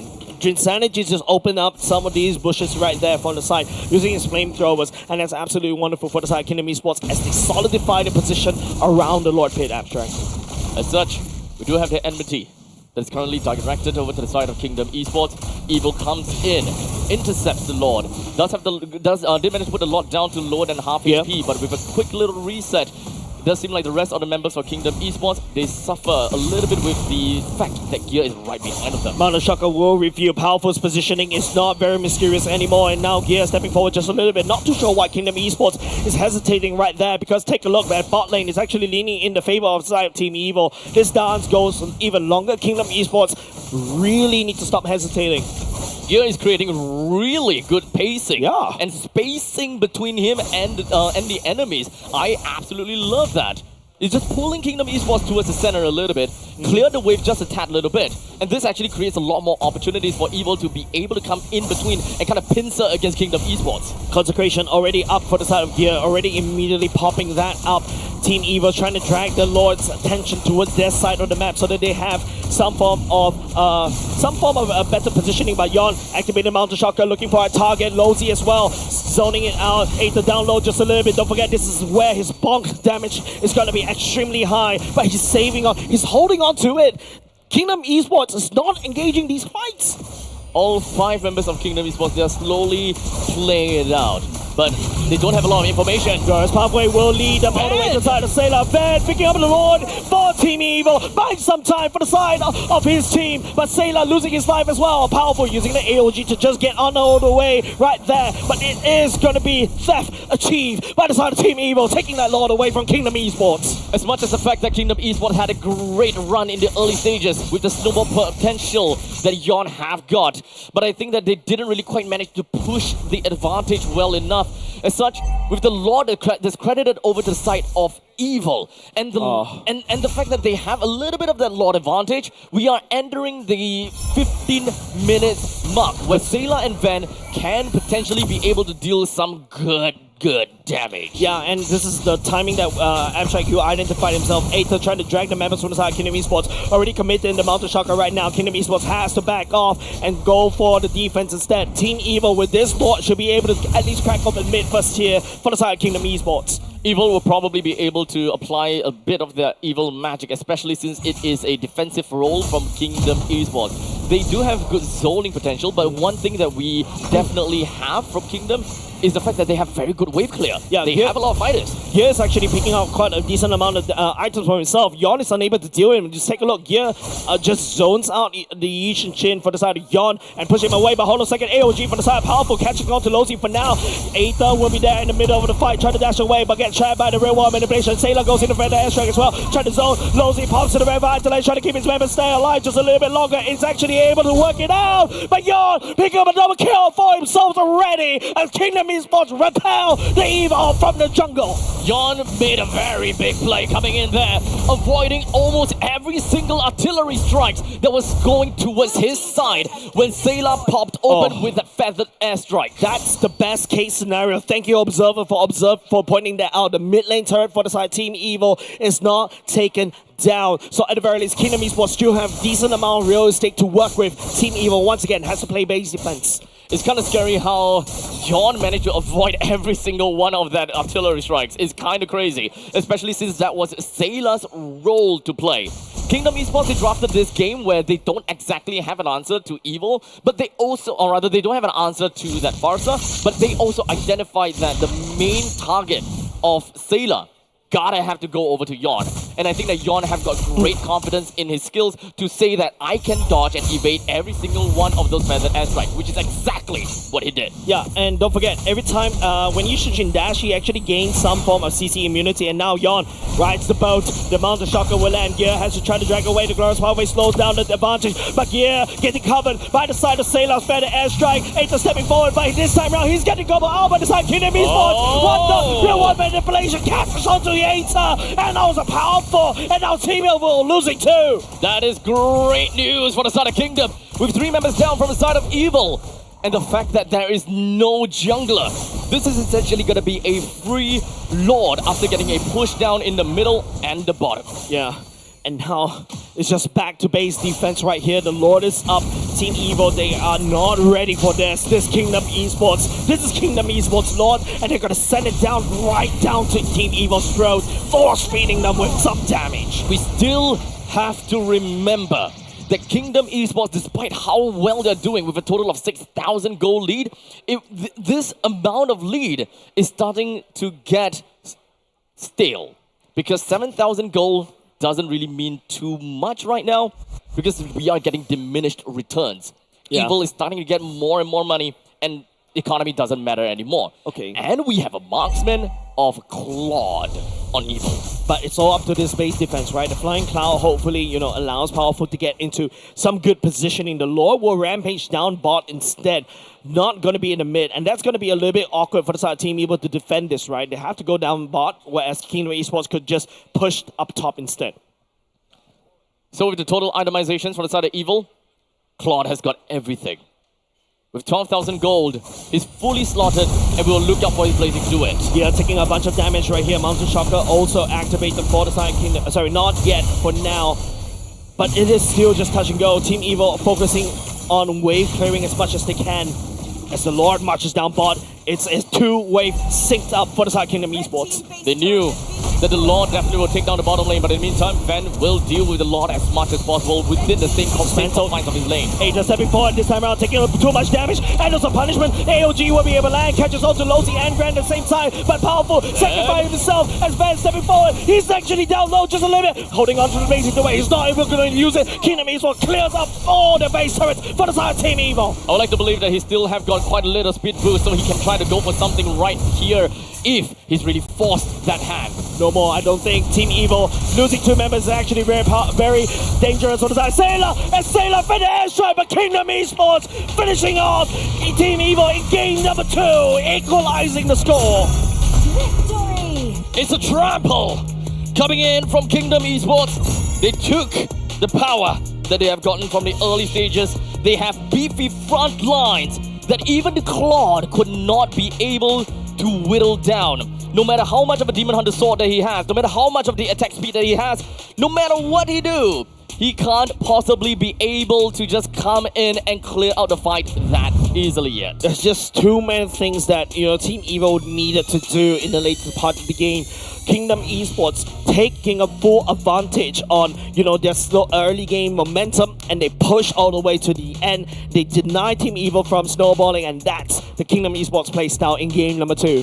Honestly, this is a really tough game for Evil, despite the fact that their draft actually looked very bright. Towards the later stages, it's already come to the point whereby the Claude is already popped off. It's already got a full and maxed out item, and when it at that point in time, Sayla's still suffering a tad little bit because of the lack of targets. And remember, when it comes down to a artillery mage like Farsa, you gotta have to go for the squishies because you have so little amount of ammunition to work with, and your target gotta have to be a very high octane Yi Sun Shin. Yeah, and it's very hard to trap the Yi Sun Shin, right? Of course, the Feather Airstrike can only do so much, right? You really need powerful to kind of taunt up with the AOG or even be it the Fredging with the taunt as well. But Yi Sun Shin is so slippery to catch, right? And so it's really all given over the side of Yon, but also another honorable mention in my opinion, FMM picking up MVP, truly wonderful as well. The real world manipulation just prevents Team Evil from even stepping in to also engage these fights. So of course, MVP of the game goes over to the hands of FMM, piloting the Eve with a total of 4:0:10. Not a single death to his name, with a total of 88% kill participation. Yeah, it's just a beautiful game coming out of Kingdom Esports, and this is the Yon that we want to see in game number 1, right? And this is actually really good, right? Because usually we expect Yon to be like, okay, I'm really strong in the I really need that momentum to keep going on. And it seems like he's able to recover from game number 1. He knows what he needs to do in game number 2, and he just goes and unleash the beast from within. And ultimately, this entire lineup for Kingdom Esports, they played in the early stages, it worked out great as long as it is a double fighter lane. And coming into the later stages, it is a lot of shred that you can expect to see from Drinsanity with all of that true damage because of all the embers, all the burning that is applied onto Aether, Powerful, and Gear. They had answers to tanky front lines, they had answers to back lines as well, as long as they're able to deal with Aether or Gear or Powerful. Yeah, and Gear, to a certain extent, he's actually receiving way too much damage. He has to just get out of there because Drinsanity does true damage. FMM could literally burn. Those are your DPS heroes. Yon comes in to basically just save the day, or be it to just making sure that the damage is really truly felt, and also clean up and also up the damage and try to burst down Sailor, right? And you also start to see, Aether unable to perform on this Regin is because just of the sheer slow amount of slow coming out from the Eve, and also to a certain amount of extent that Xbox was a wonderful counter to what Aether wants to do. So ultimately, it's pretty fair to say that Evil should have a pretty good amount of damage all across the board from Ven, but it's still, it will still definitely take some time for him to eventually be able to rack them up. So far though, Uranus have got 0% win rate in this lower bracket finals. Yeah, it's just, I would say that Uranus, this is not really his patch. I feel like even if you go for a Lapu Lapu this time for the side of Team Evil, that's actually okay because the Lapu Lapu with the damage reduction does help, and also you're not really, you're kind of impervious to the slows because every time you slash, you're actually moving forward. You're able to just reach to the real world manipulation, deactivate that, deactivate FMM, also do quite a decent amount of chunk of damage as well, and maybe that's something that of a miscalculation for the side Team Evil, hoping that they're able to out-sustain and outlast to allow Ven to scale into the later parts of the game.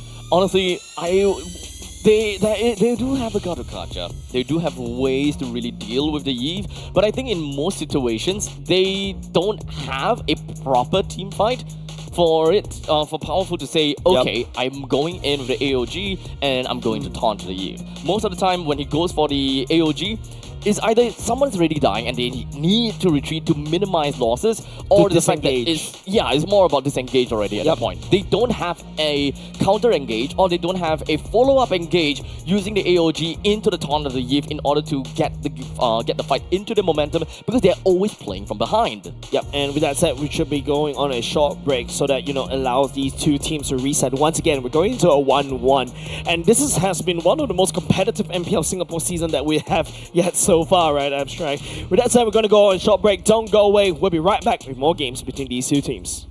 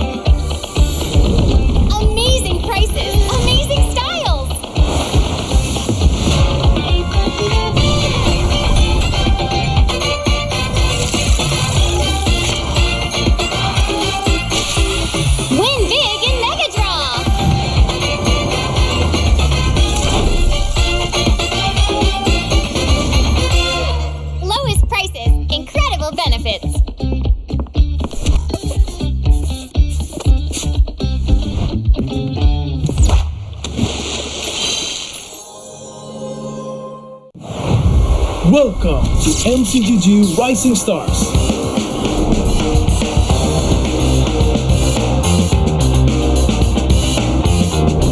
From September 12th to October 19th, take part in the regional contest, open to all players. Step up and prove your strength. Division finals will run from October 24 to November 2. The top 16 players in each division may advance to the next stage of MRS. Check your in-game mail for information.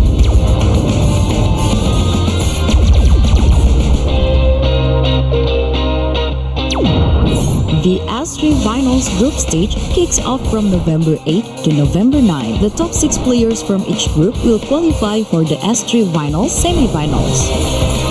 The semi-finals will be held on November 15. The highly anticipated grand final arrives on November 16. The champion will earn a direct qualifications for the first MCGG World Championship. The battle is on and the world is watching.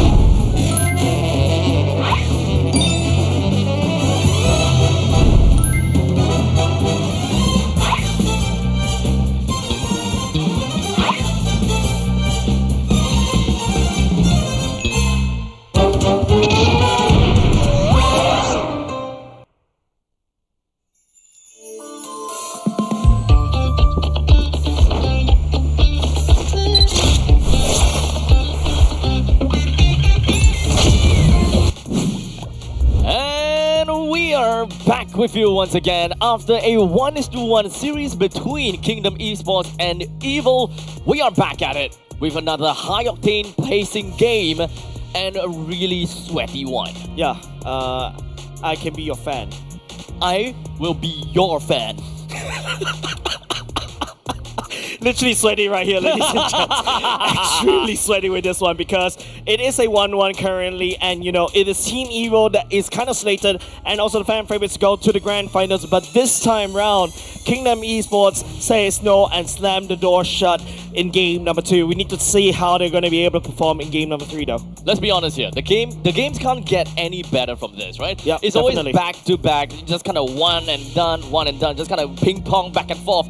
This is the kind of tension that we are expecting coming from lower bracket finals, where both teams earns an equal amount of right to go over to the grand finals to face off the raid boss, and that is going to be Flash SG. Yeah, and Flash SG though, I think they're really on form yesterday, right? Lord Vanix really starting to perform, and that's absolutely wonderful. And you know, we also talk about how Van yesterday wasn't really comfortable in his fighter roles. At the very least, he's given like, you know, his Claude, his Granger coming back. I think Claude's a little bit of an interesting pick coming out from the Coach B toy, but hey, gonna have to try it out, and you know, not to be too predictable, especially you're showing off even more games in the lower bracket finals. To be honest, I still really preferred Evil playing an early game centric kind of composition. Just take Snowball out of control. I feel like they are a team that really understands how to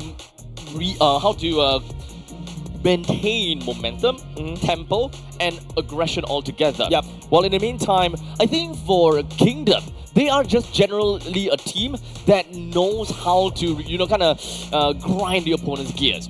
Be it in team fights or... I see what you did there. Oh, Yeah, I see what you did there, but continue. Yeah, but generally, I think that Kingdom Esports, they are pretty annoying when it comes down to the laning phase. They know that, okay, we gotta have to like, take river control, we gotta run here, we wanna run there. And I think that it's all about the initiation that really matters a lot to Kingdom Esports. Yeah, definitely, right? I think Lozi really outperformed himself in that particular game because, like, you saw how he uses the high loss, right? The glorious pathway to slow people down. You know, on top of the slow from the Eve, you're literally almost stunned and locked inside that real world manipulation.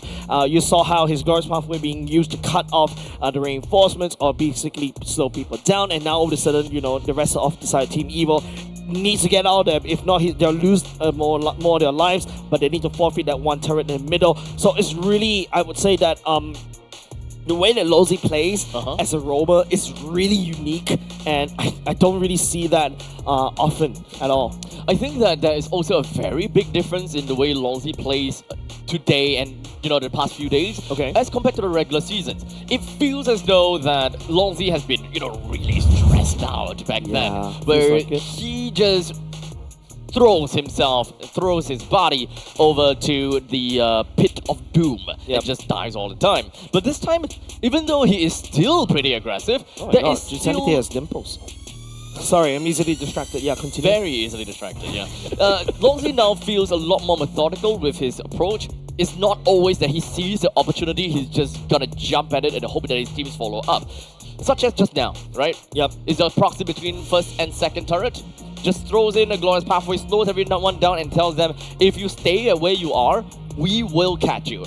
So move back right now before you get slowed even further or taken down. Also, another point from the side of Team Evo is that they're playing a composition that wants Kingdom Esports to engage upon them. They're more of a counter-engage composition, right? If you engage onto Team Evo, you're going to face a Farsa and Fredrin to basically protect the Farsa and also Uran to slow people down.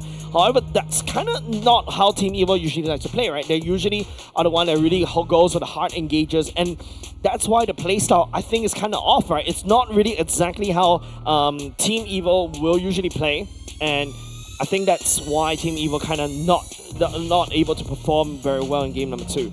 I guess that they're gonna have to go back to the drawing board once again and try to identify what is gonna be their name of the game for game number 3, right? They're gonna have to go for a more roundabout approach. If we talk about, you know, the I would say if they gotta have to take a look about how they play in the game number 1, because they are playing a composition that is very easy to execute. As compared to game number 2, it is easy to execute to a certain extent. However, there is a very wide gap between the early game and the late game, as Claude needs time to pump up.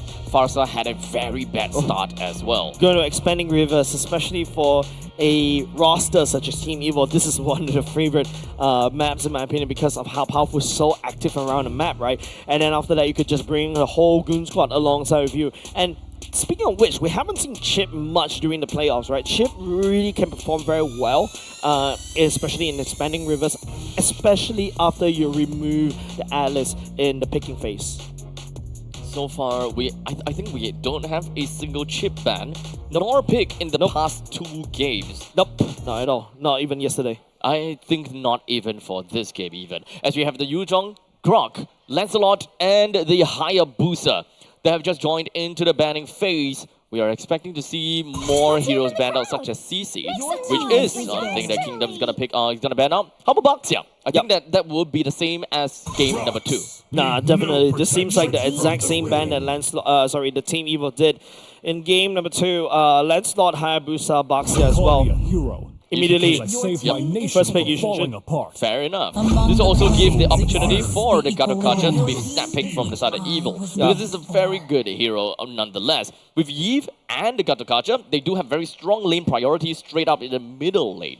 Yeah, Gadokacha has been like, what, first pick 3 times in a row in R1 position. Gadokacha, the AOG, just provides so much utility because it's a global ultimate as well. And on top of that, Team Evil this time around went for an Yves snap pick right off the back. Now, the Yves and also the Gadokacha works very well together because the box goes in, you could just slam everybody in with the AOG. That's extremely wonderful. But now Kingdom Esports on the other hand, what's their play? Now that they see what Team Evil has picked up for this. And I personally feel Team Evil this time around game number 3 got the better end of the trade.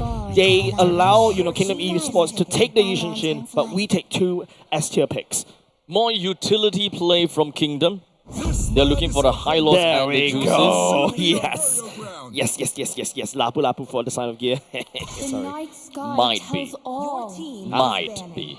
Huh? It could be gold. No, ew. It could be gold still. Ew. Don't ew at me. No, okay, I'm still not a... Okay, Lapu Lapu is perhaps I think, in my opinion, one of the best fighters in the GOAT, if you really want to put him in the GOAT, because Lapu Lapu needs a GOAT, needs his items to be really strong and snowball out of control. You can also wave clear with your axes as well. Yeah, but I beg to differ though. Okay. He just need one item, and he can just... Yeah. Because he has such insane amount of damage reduction the moment that he's close to everyone, and all he needs to do is just hit people. And he does have CC immunity during his Bravest Warrior, as compared to a Ruby. Both of them are very sustained base hero that really needs to hit opponents in order to get their life back. The only difference is that Lapu Lapu has got CC immunity, which makes it so much more difficult to lock him down and stop him from the spell vamp. While for Ruby, just a single stun, layer it, and she's dead. Yeah. So definitely, I mean, Lapu Lapu was one of the fighters that I really need to go back and try it out because I'm not really an XP player. Yeah, but now if you take a look at Team Evil, right, at the very least, this is a lot of explosive damage. If they really want to fuel the Lapu Lapu towards the gold lane, and even if you put him in the EXP lane, it's still also quite scary as well. So this gives a lot of ambiguity over the side of Kingdom Esports, especially to coach Apex. How are they going to play this? And now, interestingly, they're going to ban the Bruno once again.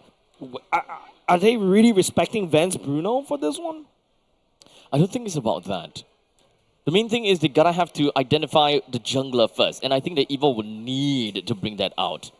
And Joy is gone. I feel that Evil might be forced to play a Fredrin again, and it's kind of tough because you're going up against a Juicin. Yeah, this is not a game for Fredrin, right? Juicin just immediately could easily pick you up, and then after that just drop you off anywhere.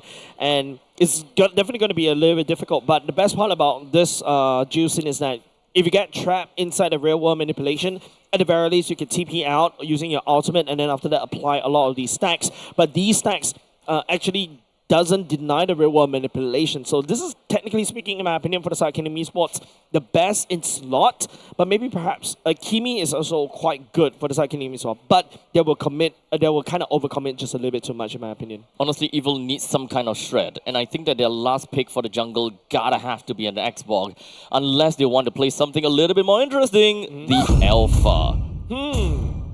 Haven't seen Alpha in ages, especially when Matilda is also kind of left out from the banning pool. Kingdom Esports going to slot in the Xbox once again, the Ruby once again. Similar roster from the side game number 1. See value in me. Use the same homework, hopefully. You should. So Evil does not have shred against KE at this point. The Eve. I don't really count the Eve as a shred at this point. She does deal a lot of damage, but it's difficult against the Pony of Hell. I love how that nickname stuck to Hylos all this while, because Hylos is actually still a decent strong hero, but this time around not going to be paired up alongside the Eve this time around, going to be paired alongside with the Juicin.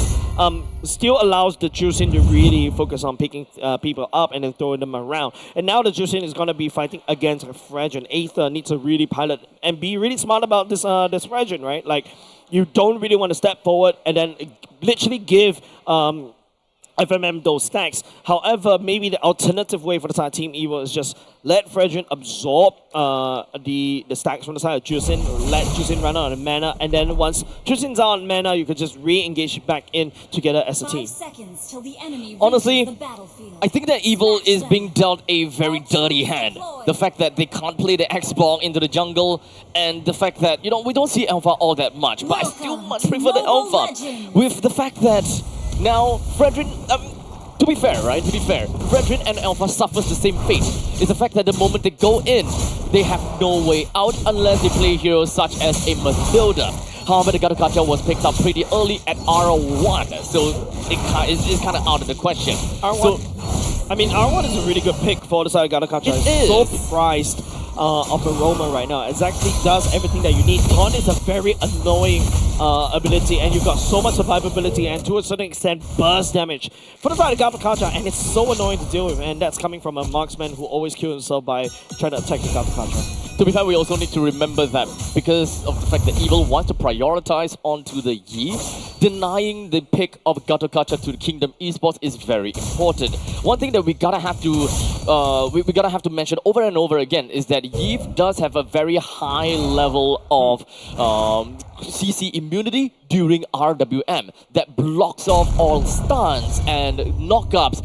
A lot of these stuff. There were only two things that can stop the RWM.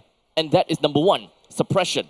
Number 2, taunt. Interesting path thing coming up on Yon this time around, right? Clearing the bottom part of the jungle and then after that proceeding onto the purple.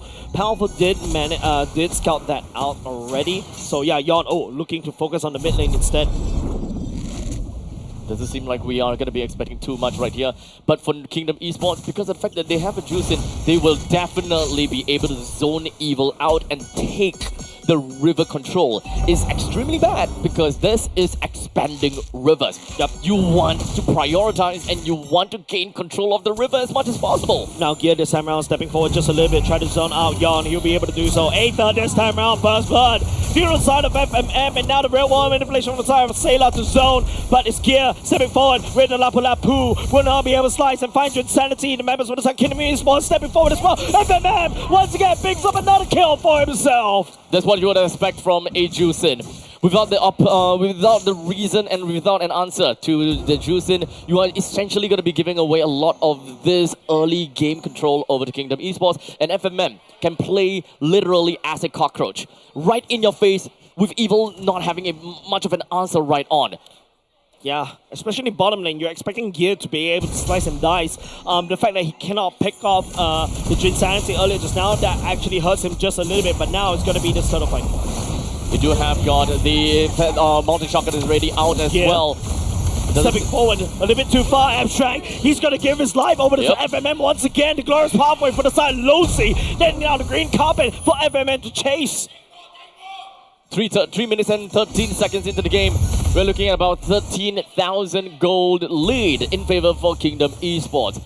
And understandably, Evil will have a lot of problems. So let's try to just dive in and identify what exactly is something that they gotta have to do, right? Because Granger is going up against a Ruby once again, and that is a very early game-centric competition for Kingdom Esports, with your marksman the side of yours. Oh, look at FMM.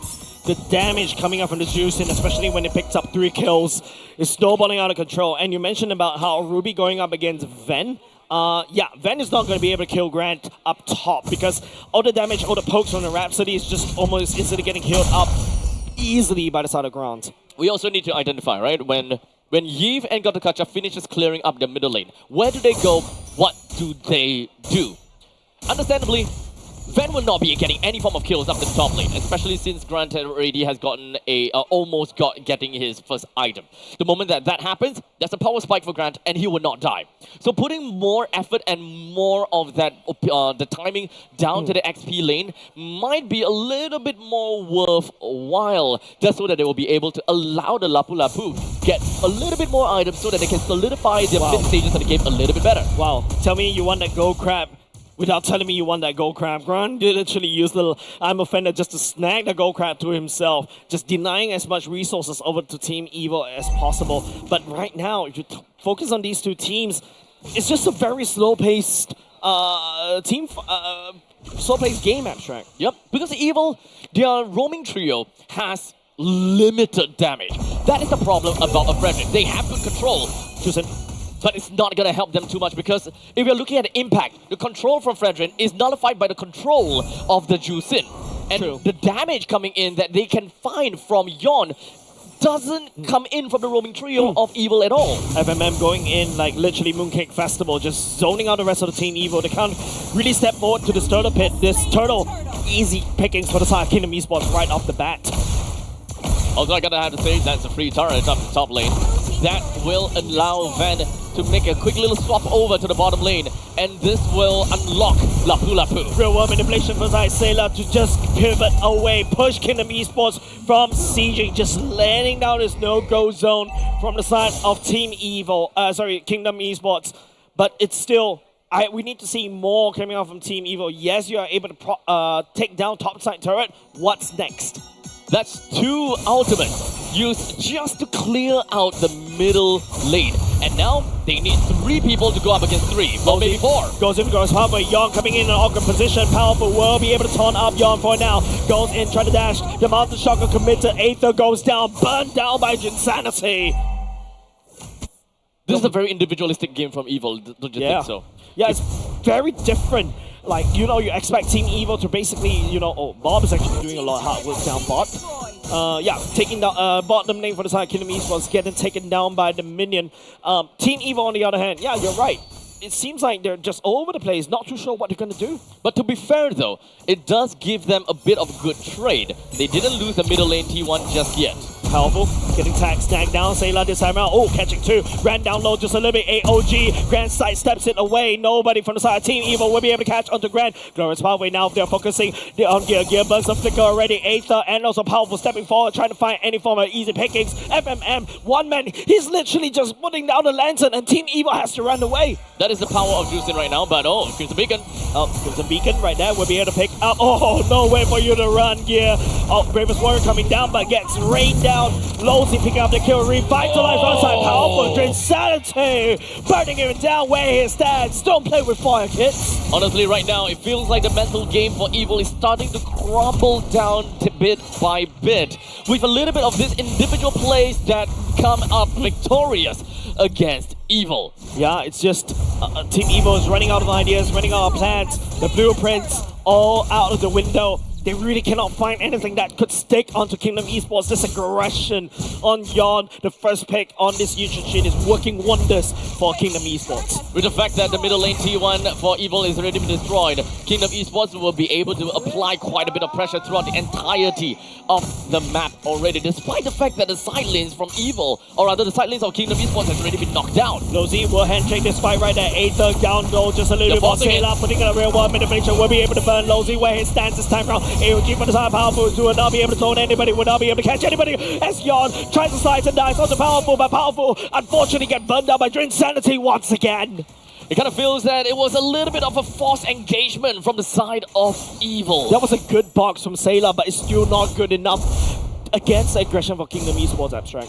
To be honest, it kind of feels as though that Evil do want to bank all in order to funnel some of these kills over to Van. Because right now, their saving grace and the damage that they want to come out of the game gotta have to be this guy Piercer. So a little bit of sacrifices have to be made, and some of these plays have to be tried in order to give Van these kills. Aether turning up Insanity right here, but he has the Furica armor to walk through it. Last Insanity, why not? You're so far ahead. It's gonna be difficult for Van to even pick up any of these kills. He doesn't have any form of physical penetration.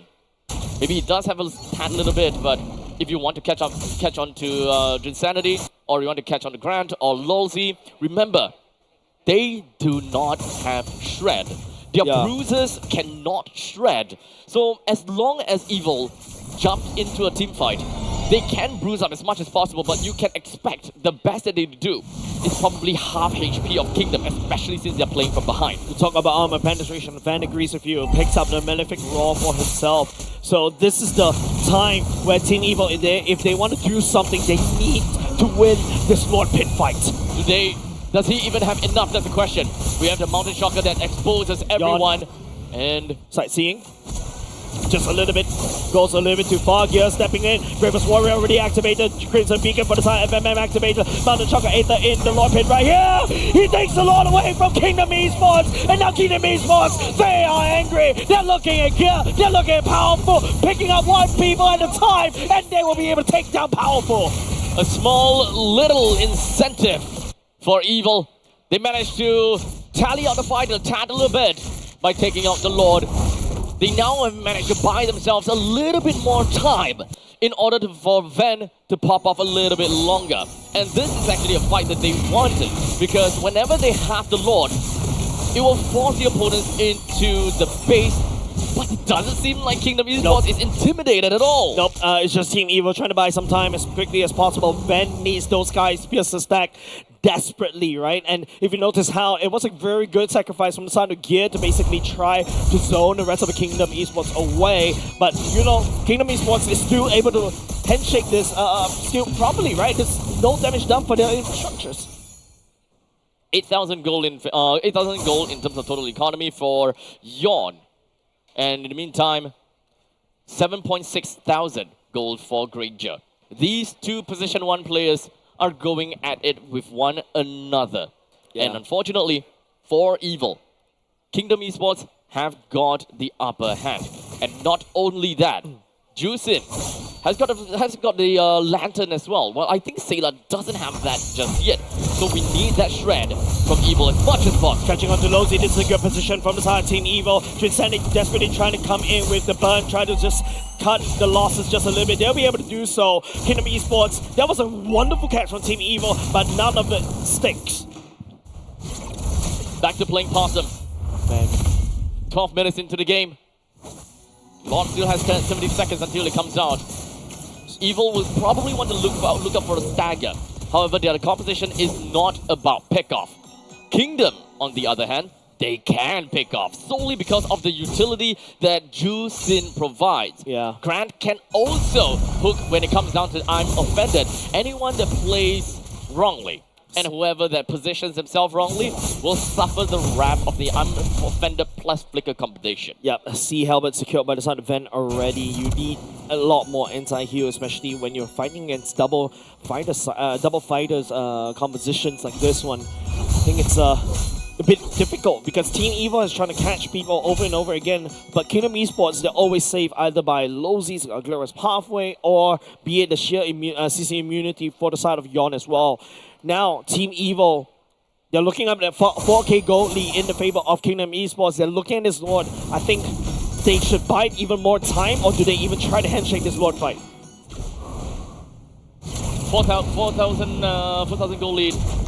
This will be a pretty easy Lord for Kingdom, but it doesn't seem like they're gonna let go of that so easily. Sailor's hopping on to the magic of the team fight Gear, jumping in the midst of everybody trying to slice and dice. Lozi down low already, has to retreat, but last Insanity catches on the powerful. Grant is out of position, he finally joins the fight. Sailor flicker backward just a little bit more as the Lord just rampaging onto the fear members. First side Team Evil, one after another. The Evil gets pushed out of the Lord pit as Kingdom bites back. With only one man alive on the side of Evil, Van has to defend against 4 other members. That's another wave from the side of Kingdom Esports already. Van last Insanity to zone as Team Evil goes for the Hail Mary. They go for the win, and ladies and gents, and it's a little bit too much for Team Evil as Kingdom Esports picks up game number 3.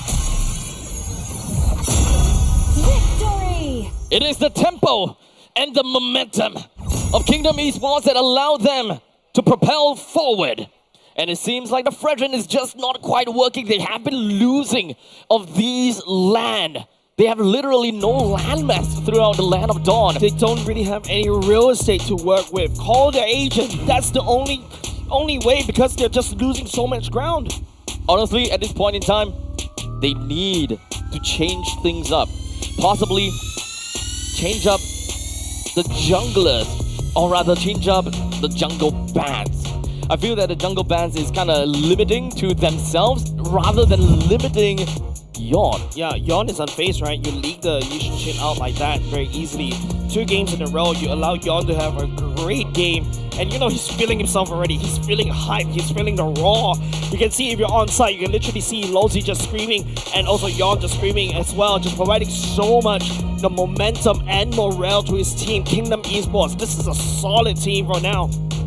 It's kind of tough for Evil to kind of break out of that shell right now. It is. Right? This is a mental game through and through. The moment that they have lost 2 games, we are now down to match points. Yeah. It's a very scary game for the side of Team Evil, right? You know, we hype this team up, throughout the regular season, they performed phenomenally. But now Kingdom Esports slowly rising in terms of the power rankings, and it looks very scary. We were preferring the Team Evo to be the fan favorites this time around, but it seems like, you know, what Jay was talking about yesterday, they're looking at a grand final of Kingdom Esports versus Team Flash.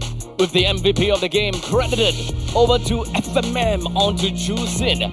Again, 3:0:9. With a total of 92% kill participation, Jusin is literally the bane of Evil's existence. With no one that have a proper way to dive. This is not exactly a dive composition. They need to slowly inch up over to the opponents, and that is what Fredrin is, Gatokacha is, and so on and so forth. Lapu Lapu can always jump in with the bravest warrior, but there is a backswing when it comes down to the stun. Fredrin dash in, but it's a very short dash. If you fail to catch up onto them, there's really nothing else that you can do. And Gatokacha, we mentioned about this time and time again. It is a counter engage / follow-up engage, not an initiation tool. They can use it, however, it is gonna be a skill shot in order for it to land. I feel like, you know, it's just the MVP of the game for this one. FMM got 3 kills at the start, right at the get-go, and all of a sudden, you know, Team Evil's, whatever they want to do, kind of fell short, right? Like, all the plans out of the window, immediately get the zone out of Jusin. They paid so much respect for this particular hero, and that's because, you know, the Frederick can step forward, the Galokacha can step forward, and because of that, the whole game plan for the side of Team Evil just crumbles apart. But Kingdom Esports, on the other hand, you know, credits where credits due. Lowsy on the high loss is actually a very scary combination. He also won it in game number 2 earlier just now. He's really confident in this high loss, in this pony of death, like what you mentioned. So far, there is no problems when it comes down to Kingdom Esports lineup. After all, don't change what isn't broken. No, don't fix what isn't broken. No, wait. Never mind. You get an idea. This composition works out. Don't reinvent the wheel. Don't reinvent. What? Why does it have to be wheel? Because the right? I don't know. It's just a human saying. Sorry, whenever we talk about wheels, my dad brings those wheels on the bus right now. I'm sorry. Tell me you have a kid without telling me that you have a kid. But regardless, 13-3. We really need to identify what is the problem for Evil. Why are they unable to take early game fights? Why are they unable to kill? It really comes down to the roaming trio, right? When it comes down to Eve, Fredrin, and Gatokacha, they have got early game lane priority, but aside from that, what can they do to bring down a burst damage? Because burst is what brings down sustain heroes, and that is what Ruby is great for. Ruby can sustain for years if there is no way to burst him down. And Venom did not pop off until the later stages in the game. And in fact, he didn't even pop off because he's got no Sky Piercer stacks. You need these Sky Piercer stacks in order to bring Grant down, or literally any of these sustain heroes, even Longsy heck, because of Revitalize and the Magical Carpet. Yeah, it's just way too slow for the rise of Team Evil, right? And it's also all about the fact is, it's just Kingdom Esports was just too far ahead, right? Like, giving 2 kills over the side of FMM, allowing Yon to basically solidify control. You pick up the turtle for yourself. You're just overwhelming Team Evil's sheer amount of damage. And also, there's like what I mentioned, there's no place for Team Evil to basically farm, to grow into a very solid team. And also, like what I mentioned, the map getting cut, like there's Lowsy and also Yon is allowed to just come in with the weirdest flanks, go through the scenic route, go walk around, smell the flowers just a little bit before entering these team fights, because Team Evil is too far behind. We're gonna have to reset the gears for Evil. I see what you did there. I did not. I need to stop punning. But it was not on purpose, and so isn't the purpose for Evil. Yeah. They need to change things around and kind of maybe change out the banning phase. I think that banning out Yon's heroes is not helping them at all. It's not helpful at all. Because keeping Aether on Fredrin is not doing anything in this roaming trio setup, especially if they prioritize and they take a lot of value out of the Yeet and the Gatokacha. Yeah, and if you look at Aether's hero pool, right? Like he's played 5 games of Joy, 7 games of Yushin Shin, and now if you allow Yon to basically snap pick the Yushin Shin away from him, yeah, and he's actually, if you look at the stats for his past games, right, his 3 games of Fredrin, he only win 1. So he's not. You can see that he's not really confident or comfortable on these on these tank jungles. Maybe it's time to switch up just a little bit. Maybe it's time to really go for the assassin junglers. What is our 8th this time around? One other way to think about it is that they are creating space for the Fredrin, or rather, Fredrin is creating space. Yeah. But the question is, they are creating space for whom? If they do win, if they do win in team fights, who are they creating a space for? Because Gear, understandably, will want to wipe out the lanes in the XP going up against the Xbox. Understandably, it's not going to be super easy as well, right? Because the Xbox can deal true damage. Yep. And that is painful to deal with. That is the skill matchup in the XP lane itself. And in the gold lane, it is a Granger that will be stuck in lane because Grant will always be able to wave clear faster and leave the lane faster. Yep, you see the damage dealt by the side of Van, 52k, and you compare that to, you know, what Kingdom Esports has packed for themselves. Like Drinsanity is dealing like, what, 35k damage in total, FMM 36k, Yawn also 41k. That's a lot of damage that Team Evil would not be able to hold, right? Like, even though, yes, technically speaking with the Lapu Lapu, you do have the damage reduction, but true damage is something that's really difficult for you to deal with. Yep. So ultimately, we gotta have to look back at it again, look at some of these changes or differences, right? At least for Team Evil. They did manage to win 1 game with the Fredrin, which is the very first game. But I would say that the difference is that they had the Grok versus the Gatokacha. Grok, at least in the early stages of the game, does have some semblance of damage. Have you seen the damage coming in from a wild charge? Or rather, a tectonic charge? Yeah, they changed the name. Yeah, unknowingly. Doesn't say in patch notes. But as compared to an AOG, yeah, it doesn't say in the patch notes. Correct. As compared to the AOG, right? Yep. AOG, number 1, has a longer backswing. Number 2 has got, what, minuscule amount of damage. If you want to fight, if you kind of want to look at it in another way, the one that he punches the floor and he erupts the ground, it's the damage over time. Yes, damage over time has got a lot of damage, right? Over time. Yep. But they need to be inside. So it's mostly more used as a wave clear skill rather than to help deliver burst damage in a team fight. Yeah, I think the burst damage from the Team Evil, they're hoping Lapu Lapu was able to do so. Technically speaking, as a Fredrin is a very interesting hero, right? Like, the fact is, like, you do damage over time, in a sense, because you're constantly layering your skills over and over and over and over and over again. But at the same time, you also have this massive burst damage on the Praise's Wrath. If you notice, even that previous game, the Team Evil wasn't able to use any form of Praise's Wrath at all because the burst damage, or basically the damage coming out of Kingdom Esports, is way too much. Xbox is literally burning him down where he stands. There's also Juicin that's also picking him up. Then all of a sudden, your combo is not in a good position. You're not in a good position to land down your combos, and then your combos get reset. It's very hard to maneuver using the Fredrin, especially against a Juicin. Now, earlier just now in game number 2, where it was a Fredrin once again, and it's a Yeve, right? The Yeve can literally slow you down, and even before you can actually step forward to bonk him once again, you get burned down by the Yeve damage. So, I think that Team Evil just needs to play more bursty heroes, such as to completely eliminate the Yeve.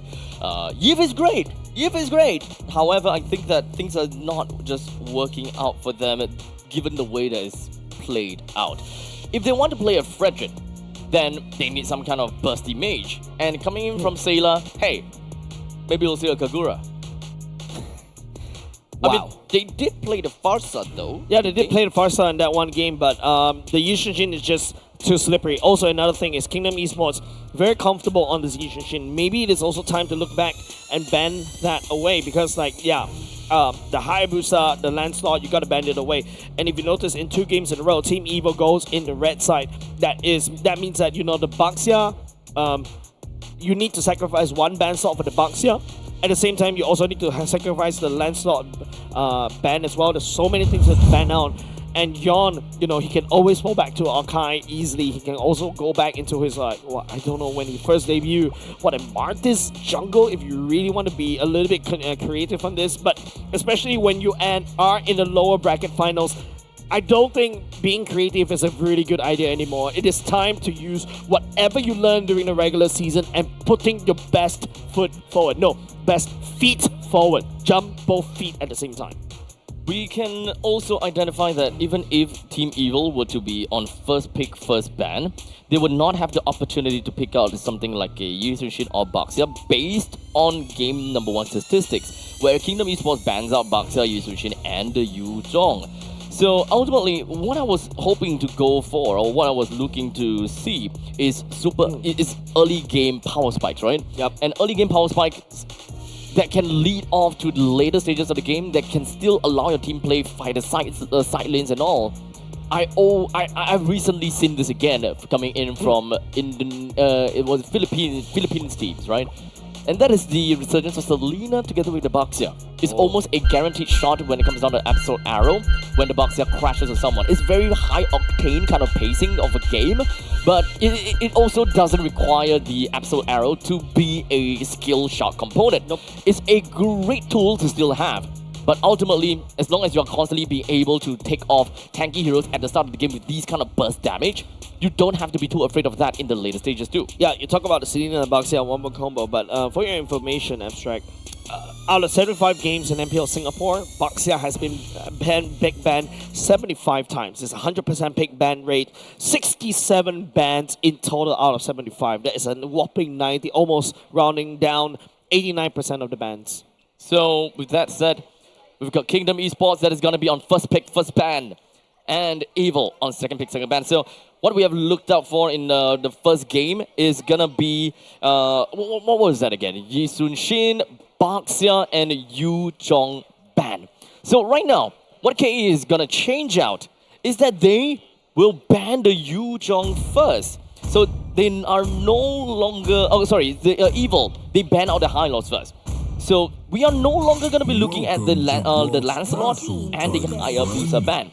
We already have some change, and the Yushin ban as well. So they are starting to change things up already. Okay, that's very good because banning away the Yushin is something that we kind of need to highlight. In game number 2, game number 3, you allow Yon to play something that he's very confident with. He's going to snowball out of control, but at the same time, once again, Team Evil is back at second pick. They've lost 2 times as second pick. They won 1 time in the blue pick. So yeah, that's gonna be definitely, Coach Bitoy, it's really up to him on how he needs to really draft this particular game out, especially when this is the last chance, especially when this is match point for Kingdom Esports. They win this, they lock in the grand final slot, going up against Team Evil later today. Muscle of iron. So one of the interesting things about these two teams is that we do have got a bit of information as to who is blue, who has the high blue side win rate, who have high red side win rate and all. Thank you, Jace.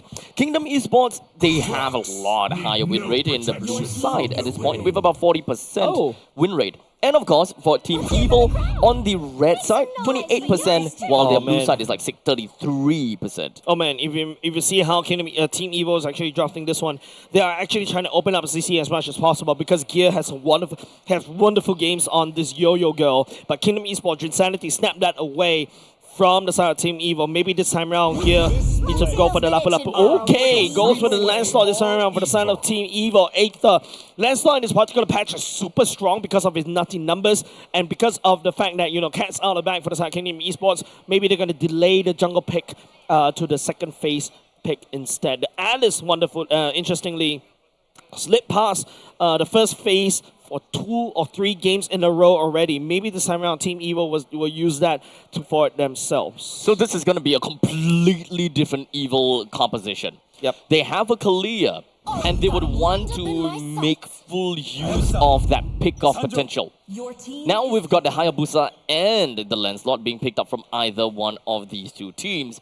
And understandably, Hayabusa will have a more superior ultimate as compared to Lancelot when it comes down to 1v1 scenario, especially when both of these two heroes want to stray off the tangent and go for a split push. Evil still prefers that Eve on their side. So one thing's for sure that they are not making full use of that the mage for that pick-up potential. They might want to look at some gold laners that can play around with Kalia's Tsunami Slam.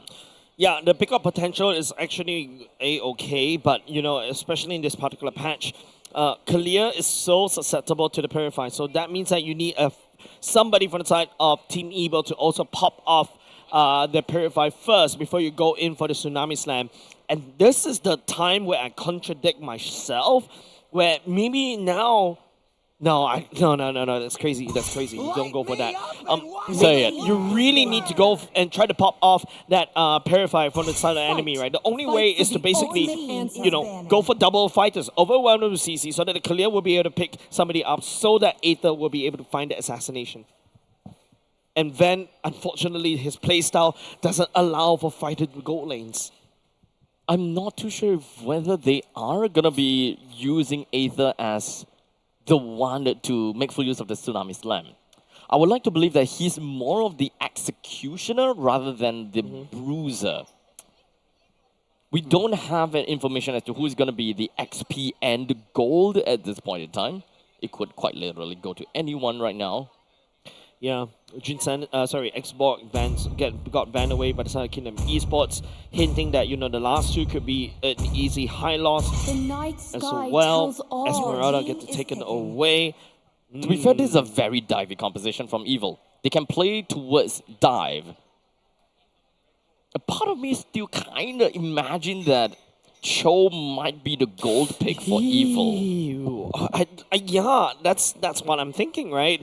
Remember, we talk about how you need to try to pop off the Purify so that the Tsunami Slam go in. Now you got double displacements. It actually allows the whole Team Evil to basically use that. But once again, you kick, you pick, you need some form of burst. You've already locked in the Yve. Yve does damage over time, unless the whole goal is to basically keep people inside the box. Is that a good solution against Kingdom Esports, especially in game number 4? To be fair though, the roaming trio would have a little bit more damage than their previous games already. But if KE continues to move on forward with some more sustainable heroes at this point, because right now they're still lacking of Aroma. Aroma that has good healing would be the Hylos, but it's not available anymore. Hylos is a great deterrent to opponents if they do not wish to play marksman. So you kind of force opponent to play marksman. So right now, the fact that Evil banned out the Hylos kind of gives me the suggestion that Evil don't want to play marksman. They want to play early game, they want to go all in. So KE, their idea and their suggestion to go forward is to go for more sustain. Alice being selected by Kingdom Esports. Oh dear. Exactly. Alice is so strong. You will slap that onto a Tigreal. Oh man, this is a very dire roster against Team Evil. There's so much tankiness, right? Like, Alice also is something you have to deal with now. You're forced to go into carry, perhaps. Oh! You go for a Harry for this one? Yeah, I think you can, but Zaman Force right inside the passive or even the TOR for the side of this Alice. I'm not a huge fan of this one. They have to do or die with this one, ladies and gents. The fact that the Harif is picked really just tells me the fact that they respect KE's amount of crowd control, or rather, the intensity and impact of the crowd control. Because whenever you pick up a Harif, you know you have to pick a Purify. Yep. No other battle spells would fit Harif in most situations. So if you know that your marksman needs a Purify, Harif is the way to go, because there's only realistically 2 proper crowd control from Kingdom. Yeah, but then those 2 proper crowd control for Kingdom are zone denials. Harif is so prone to zone denials because if you're literally pushed out from your Zaman Force, you really cannot do a decent amount of damage, or basically you cannot do your constant DPS. So it's all up to this one. But at the very least, Team Evil, yes, there's a potential Kalia that could do some pick off. You've got the burst damage to follow up as well from the side of Team Evil. So at least they do have the damage. Even for me right now, for this potential final game of the lower bracket finals, there is a lot of question marks. And if whether Kingdom will be able to get a 3-win streak, or would Evil be once again be able to fight back? Yeah, we definitely want to see Team Evil to be able to fight back, especially, you know, how they're so strong in the regular season, but I don't know why they kind of falter during the playoffs. So many question marks, right? So many hopes and also dreams lay on this team, Team Evil, since Season 3. The community heroes turned Titan Slayers, and now Titans, and now this is their season. But they shouldn't falter here. This is quite a bit of a game. Whoa, you gotta slow down, you gotta chill. Powerful this time around, takes so much damage, but the flicker, but Hayabusa catches him. Yawn picks up first blood. That is a very aggressive front from the side of Powerful. That is definitely a mistake, but come on. To be fair, they're trying to amp up when it comes to the tempo. They're trying to amp up in terms of aggression. Yeah, you lose Powerful, you burn the flicker, you give a kill over to Yawn. That's a double whammy right in the face. You flip, you fell on the butt, and then you wake up, you get hit by a rake. Again, if you remember those cartoon days. That's Tom and Jerry, huh? Yeah, I think so. Yeah, you old. You're also old. Yeah. We're old. And so is Longzi. But he's still playing. Well, yeah. He's still playing. Better than us at this point in time. But this guy is going crazy. Everywhere that he goes, he brings the team to championships. But the question is whether Season 10 is going to be the same storyline. Man, literally Fortune coming in. Yawn, tags the shadow onto Powerful. The Phantom Execution. Aether! That's not what you want to do! But to be fair, and luckily so, Aether did not go down from all of that. Phantom Execution already committed though. That means that your turtle takedown is a little bit slow. Insanity does have the TOR to work with. Aether snacks the turtle away from Kingdom Esports. They have to bugger out right up there. It's a small little win for the side of Evil. Yeah. Small little win with the turtle tick. As now both of the teams, they're going back to their old lanes and to really have a test fight for distance. How is things gonna look like for both sides? Understandably for Kingdom Esports, they don't have very strong control in the river lines in the early stages of the game because they lack damage. So this is kind of the same situation that Evil was having in game number 2 and game number 3. So what is Kingdom Esports' answer when the opponents clearly have got higher damage than you? I don't know, man. Abstract, I'm really feeling the anxiety coming from Team Evil, right? Like, you don't falter here. You work so hard all throughout. Kingdom Esports, on the other hand, they have a very shaky regular season now. They're here at the lower bracket finals. And they're bearing teeth. Yawn is angry right now. This is a very strong jungler that Team Evil has to deal with. And, you know, giving him one kill earlier just now is gonna be problematic. Yes, you take the turtle, but there's only what 200 gold diff, and Aether only 1 level difference. You need more. It's gonna be a quick run away from the side of Sailor. Kingdom Esports, they definitely have a very good taste of understanding how much damage that they can deal throughout all of that, and of course poking out onto Sailor. But I don't think that that is going to go anywhere too far, right? Kingdom Esports do have a small tad bit of timer for themselves, or rather, it will take some time before they will eventually be able to pop off. Yeah, I feel like Team Evil this time around, Gear needs to be the main character. He needs to really start slashing and dicing, you know, going in Bravest Warrior to basically deal with the TOR. But Kingdom Esports right here, they're so far ahead in terms of, you know, momentum, and also, you know, from the past few games, it feels like, you know, they've... Oh, hold on a second, Losey. Doesn't seem like we'll be able to expect too much from Losey just yet, but the Zaman Force is gonna be out. Yeah, going in, like what I mentioned, the real main character, Energy as well. He slices and dices right inside the real world manipulation. Aether picking out Losey as well. Here comes Tsunami Slam for the side of Team Evil, stemming him down. Trinsanity goes in with a TOR, but Trinsanity takes them off, and Aether picking up a turtle for himself. A bit of signs of life for Team Evil. This is just what having damage in the early game can do for your team with 1,600 gold. But remember, this is still the laning early phase. In the mid stages, Kingdom Esports does have a little bit more when it comes down to having some good power spike. Yawn is something that we gotta have to look out for, FMM as well. The only problem when it comes down to Kingdom Esports lineup is their XP laner, because they have a CC. CC wants to win and beat down lanes. The fact that they lost the T1 turret up in the top lane against the Lapu Lapu already have a little bit of semblance of failure from the side of Kingdom Esports lineup. So understandably, we need to look out for team fight potential for Kingdom Esports in the mid stages of the game, somewhere around 8 minutes to 12 minutes. What is the answer? I think right now it's just making sure. Oh, whoa, there's so much damage from the side of Gear. Gear angry. Gear angry. He angry. You don't touch him. He's feeding food right now. Honestly, that just kind of like sounded like ape talks. Of course. I mean, Gear was angry right there, right? Down in the bottom lane, he was able to create so much space. His Gravis Warrior also slice and dice, outputs quite a decent amount of damage, zones out Kingdom Esports as well. But right now, Kingdom Esports, once again, he's just going in. Whenever he has it, he's just going on ham onto CC, and CC doesn't do as well as other heroes as compared to Lapu Lapu. Yeah, at this point in time, it's more about just poking in a wet noodle fight. You slap me, you slap me, I slap you, no one dies kind of situation. It's just a battle of resilience in the XP lane. But it also boils down to timing. Whoever pops their ultimate, that kind of stuff, is gonna go down later on because of an external team fight that might eventually happen. Yeah, 3k gold league in the favor. Oh, sorry, 2.5k gold lead in the favor of Team Evil this time around. Ooh, they snap all the way back. They're escalating as much gold as possible. This is a good sign for the side of Team Evil right now. Kingdom Esports, on the other hand, Hayabusa needs to really farm up.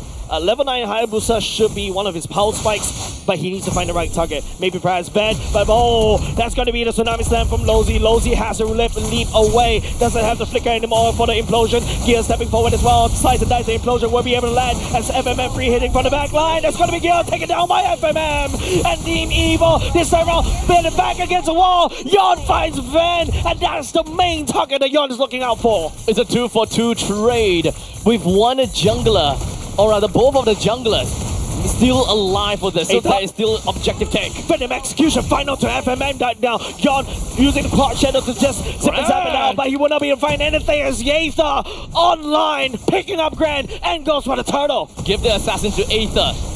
That is exactly what we are seeing right here. 3 kills, no death, and 2 assists. Now the problem when it comes down to Kingdom Esports, and they gotta have to find a way to come back over this, is the fact that FMM, he is gonna be one of the main hopes of Kingdom Esports lineup in the later stages, especially from mid-game onwards. But I don't think that FMM have got the farm as of yet. And unfortunately for Kimi, doesn't have a lot of mobility as well.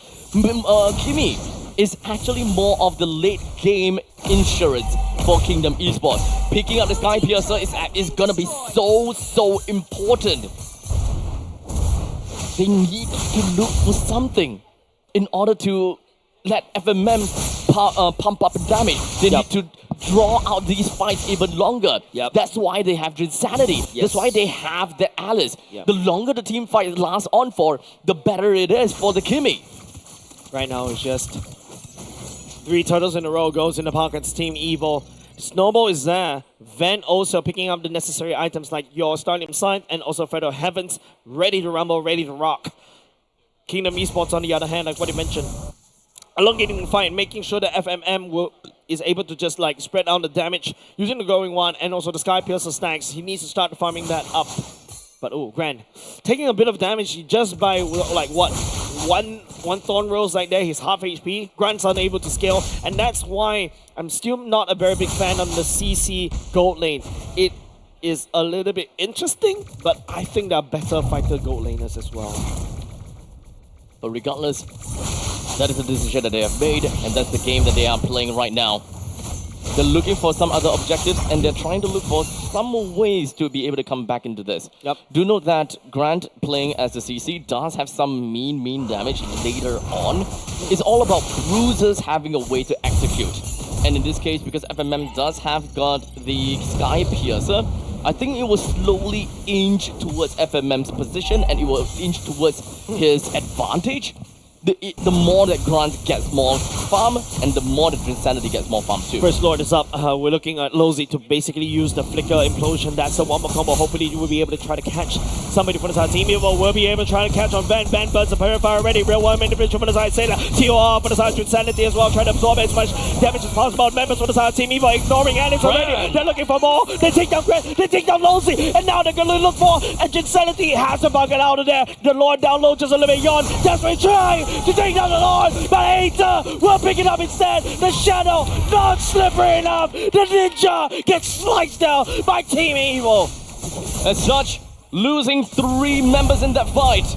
Evil will very easily take down the T1 turret in the middle lane, leaving Insanity and FMM to defend on all their own. Lozy is back. Grant is back. They will try to deter This aggression is coming in from the Lord that marches in from the top lane. Yeah, the Lord coming in. It's wonderful for the side Team Evil. 7k gold lead. Holy Crystal for Ven. Holy damage already from the side Team Evil. And now it's Kingdom Esports. Yon needs to find the Quad Shadows onto Ven. Shadow kill. And also perhaps finding Sayla as well. But Aether can also do decent chunk of damage. I'm trying to look out for more ways of Kingdom Esports to be able to repel this upcoming Lord. This is a baby Lord after all. It is still possible, given the fact that there's FMM and Grant. Not exactly sure just how much damage potential Grant eventually has.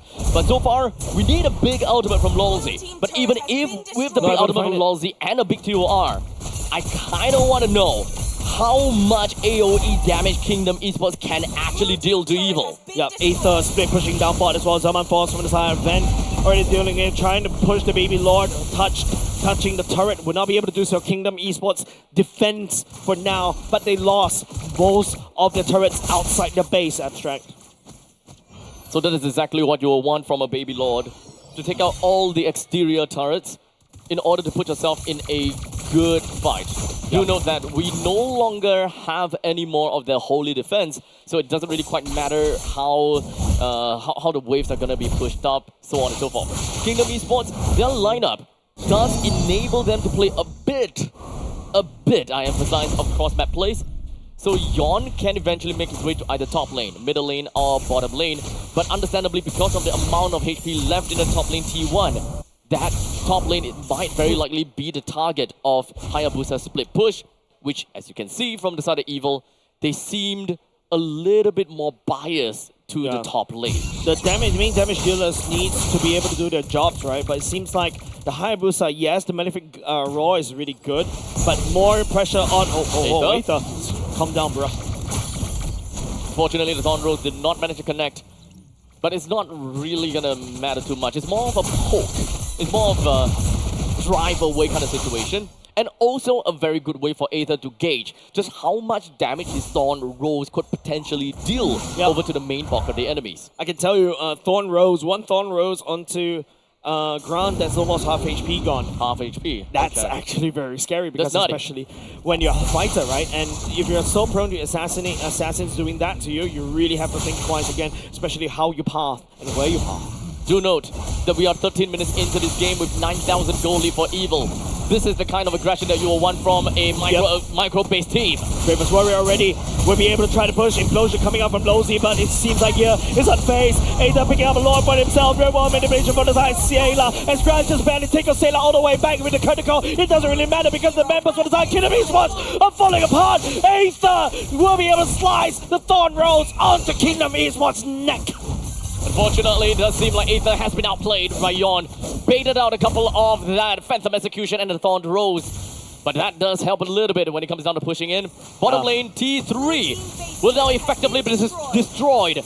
And the main four of Evil will march in. Team Evil marching in. They're looking for the win. This time they're looking for the Hail Mary. They're looking for the goal. They're looking for to equalize and crack open, mid open. The Lord slicing down top. As also Team Evil looking to cycle. The Summer Force going in. The Lord slicing and icing. Lolzy trying to defend the TOR as Kingdom Esports. They repel Team Evil after another. Makes a bit too much. As Team Evil slice, dice, and crush Kingdom Esports, one after another. No more defenders, but it's like Kingdom Esports. Team Evil equalizing the scores.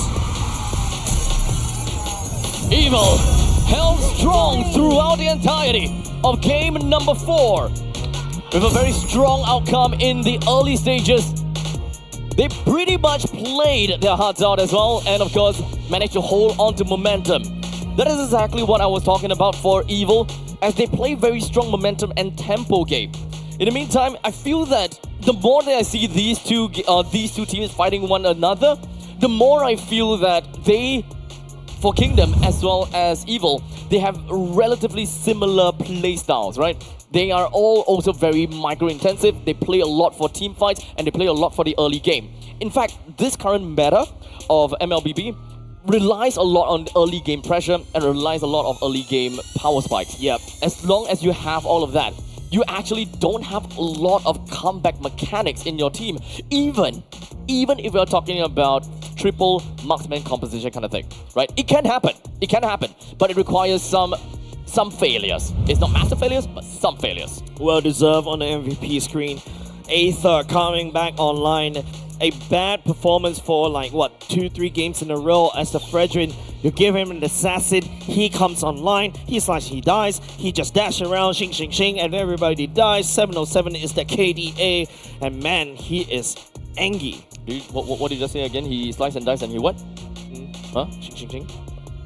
Is it because I'm Chinese? But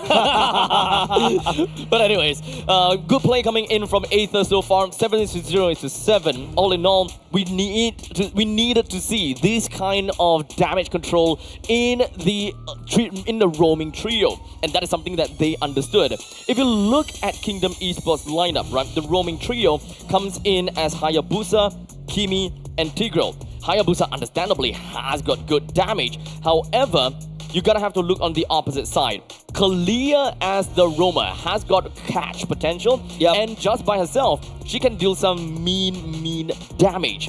So, in terms of the damage department, Evo will definitely be able to ward off the opponents just from pure brute force. And that is the same thing as what Kingdom has been doing in the past game. Kingdom Esports with the Yi Sun Shin, the Hylos, as well as the Jusin, right? Hylos plus Jusin, double DOT. The longer you stay in, the more brute force damage you will be able to deal with the Yi Sun Shin coming in, because that's all the bruising that you need.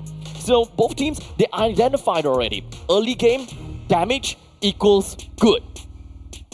Wow, never thought that's a very interesting way of saying damage is good. Damage is good. Damage is always good. Survivability is okay.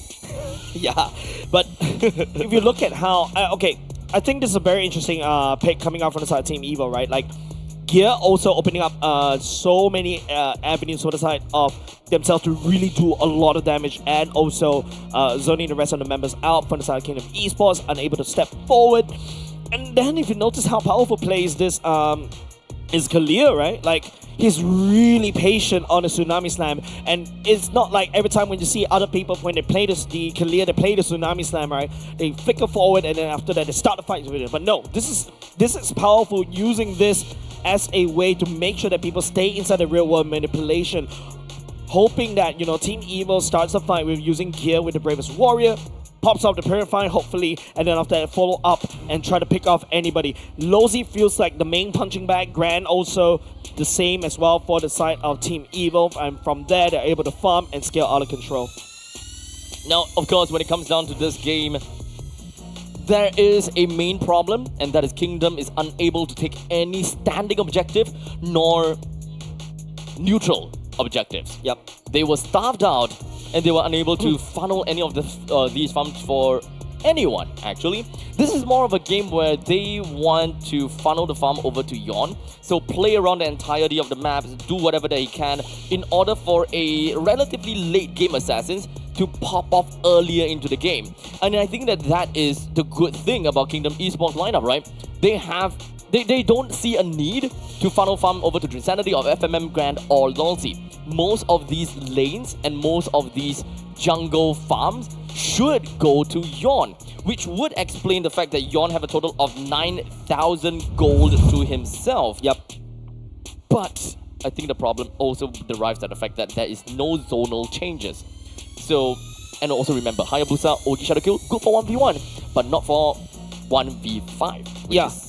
If you're unable to land your shurikens properly, and you know, because of the RNG, how Shadow Kill just pour him out all the amount of damage right there. There's also another thing, if you notice during the damage charts as well, Kingdom Esports is unable to do as much damage as compared for Team Evo. Team Evo, hey, that Ven on the Harif, man, it's so good to watch, because yeah, Ven is back online as well, and he's able to just output the damage, especially in those small little choke points. And all of a sudden, the Alice doesn't seem very scary anymore, right? Like, yes, the TOR goes in, there's also a Tigreal as well, but you know, the main damage dealer from the side of Team Evo, namely the Harif and the Lapu Lapu, and to a certain extent the Yves as well with the real world manipulation. Heck, if you notice, the TOR is always casted right inside the real world manipulation itself, and what Harry can do, Purify, and then after that, Zaman 4, Zippy Zappy Zoom. He doesn't really require to literally walk around. Everybody's trapped inside. They will receive most of the damage from that first skill of Harry. That's the thing, right? Zaman falls inside of real world manipulation. It doesn't matter. Just let him dash away with the Purify. And Yves has got his back throughout the entire time. Yep. Anyone wants to come close, such as Volsey, such as Alice, they all need to go into the box in order to deal with him. And there's, like, you know, only 2 out of 3 that is AoE crowd control. So you guys pretty much get the idea. As such, we have gone down the wire, and both sides are ready to implode with the wrong rumble. And that's the question: who is going to be imploding at the end of this 5th game and also match point? Ladies and gentlemen, everyone that is at home, don't go anywhere too far, as MPL SG Season 10 Lower Brackets Finals is going to be coming back to you very soon.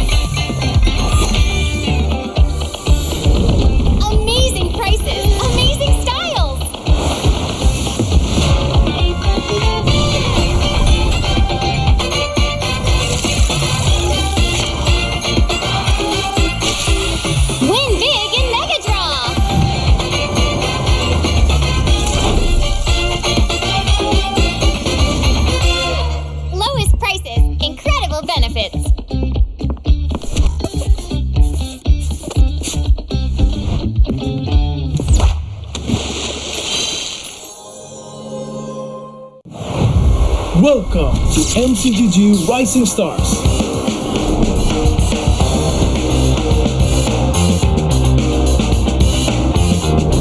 From September 12th to October 19th, take part in the regional contest, open to all players. Step up and prove your strength.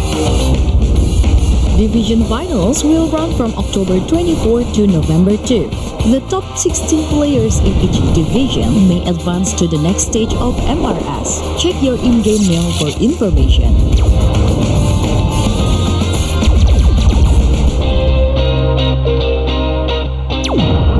The S3 Finals group stage kicks off from November 8 to November 9. The top 6 players from each group will qualify for the S3 Finals semi-finals. The semi-finals will be held on November 15.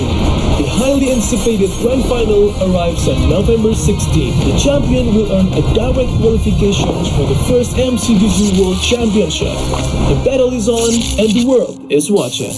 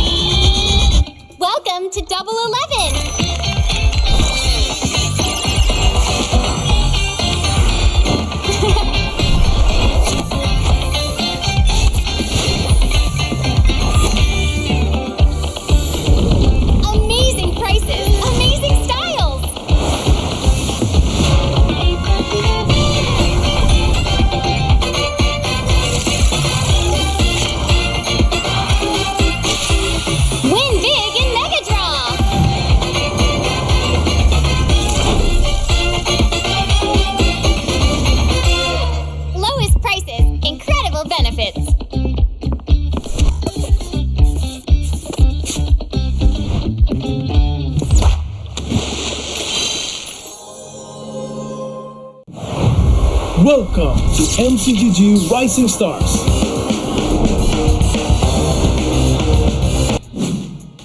Alright, ladies and gentlemen, welcome back once again to the final game of this lower bracket finals. Yep. Of course, between Last game. Kingdom Esports and Team Evil. It's down to the wire now. Yeah, literally, right? It's been a very competitive season. You know, the past few seasons is very clear-cut on who's going to be able to win and etc. But this time around, I really cannot put a finger, right? It could go either way. Both these two teams literally played out of their minds, practiced out of their minds as well. And, you know, it's just very sad to see one of these teams go. Yeah. Honestly, when it comes down to even today's games, we've watched 4 games through and through. And it's not about the fact that the teams were super callous or anything. No, it's not. No, It's just them outplaying each other. Exactly. Now, there are some points in time where the draft really dictated about the fact how the game is gonna tilt towards. Yep. And so far, the trend kind of seems like damage, right? Yes. Whoever controls the game is the one that have got early game damage or any form or any semblance of pressure. Yep. Because you can't bring out pressure through sustainability. You can sustain from fights, but you're not repelling the enemies because they don't feel threatened. Yeah, and I feel like there's a few times when, you know, teams that really did overthink about, you know, the items, the heroes, like in terms of like loading themselves up with too much sustainability, too much CCs, but there's not a lot of damage being dealt. And usually the damage role is being filled by these marksmen, right? And the gold lane is something of an iffy thing already. And, you know, for a few games in a row now, we're seeing Kingdom Esports, they fielded Grant on, you know, your fighter gold laners. Like, for example, earlier just now, started game 1 with a Moskov Grant. Then after that, it was a Ruby Grant, and then after that is once again a CC Grant. So like what I mentioned, it's just the fighter gold lane thing means that you really need to invest a lot more into damage. And where is the damage coming from? Usually from your mid, usually from your jungles. Okay, so that is a statistic that is actually super important. The fact that Kingdom Esports haven't played a single gold lane marksman for their past 4 games. Yeah. And they have been, you know, putting quite a lot of emphasis onto either Kimi or onto Yusun-Shin. And I think that the idea of taking the Yusun-Shin away from away from Kingdom Esports is actually kinda huge. Because now the ball is gonna be onto Kimi's court. If they're giving the Kimi away, then it gives Kingdom Esports the idea that we can flex the Kimi into a marksman, and we just needed to wait to that point in time where Kimi can pop off. Yep. I just feel like right now, it's just about both the draft and also about the mental of these players. Don't forget, it's going to be a very long day for the winner as well. After this, they need to play the grand finals later today, and they have expanded and fought as best as they could all the way to a 5 games in a row. They're literally, I don't know whether it's the case, but I feel like they're being tenderized, being softened up by the lower bracket finals. I fear the grand finals as well. It's also going to be a little bit interesting. Now with all of both of the teams and all of the players, they're gonna have to reset their gears a bit, especially for Kingdom. Yeah, they gotta have to. I need to stop saying that. They have to reset. They have to come to a complete reset. They have to change the way that they play, especially for Kingdom. They won one. Oh, sorry, they lost one, won twice, and then lost again. So this is gonna be a little bit painful when it comes down to momentum. Yeah. And I think that at least for Evil, they have a bit of that. Yep, so we're also thinking about how, you know, for the side of Team Evil, whether they are able to maintain this momentum. Yeah, they're the one that's literally slowed down the train for the side of Kingdom Esports, right? Literally denying that win in the previous game, denying that match point, and now both of these two teams, we went back into both teams. That's the match point, all right? Winner goes to the grand finals, have a chance at M7. Loser goes home immediately after this game. The stakes are high, and there's only one team They will move on over to the next part of the bracket, and everything will be decided through this random map draw. And everything will go with broken walls. Yeah, and you know, the championship podium is a little bit tight, right? It's only it has enough space for one team. And unfortunately, these two teams do have a chance, do have a shot against Team Flash. But they need to beat each other first. And they have to put it all into this one. Whether Fortune Cat Lozy able to use his luck to continue push through, or whether Evil triumph in this game, ladies and gentlemen. This is it. This is the lower bracket finals between these two teams. We're going to be starting the last game of this series with Let them play the hero. quite a bit of bad here. I will be the Hylos, truth this Jusin, world and of course the desperately CC needs. from the side of Evil and Kingdom have banned out the Yi Sun-shin, Lancelot, and Yu Zong. Yep, standard bans as well. Both these two teams, they know each other very well, and also they are very comfortable in terms of playing. But they leak out the bucks here. Overside Team Evil. I don't know whether this is a good thing or a bad thing.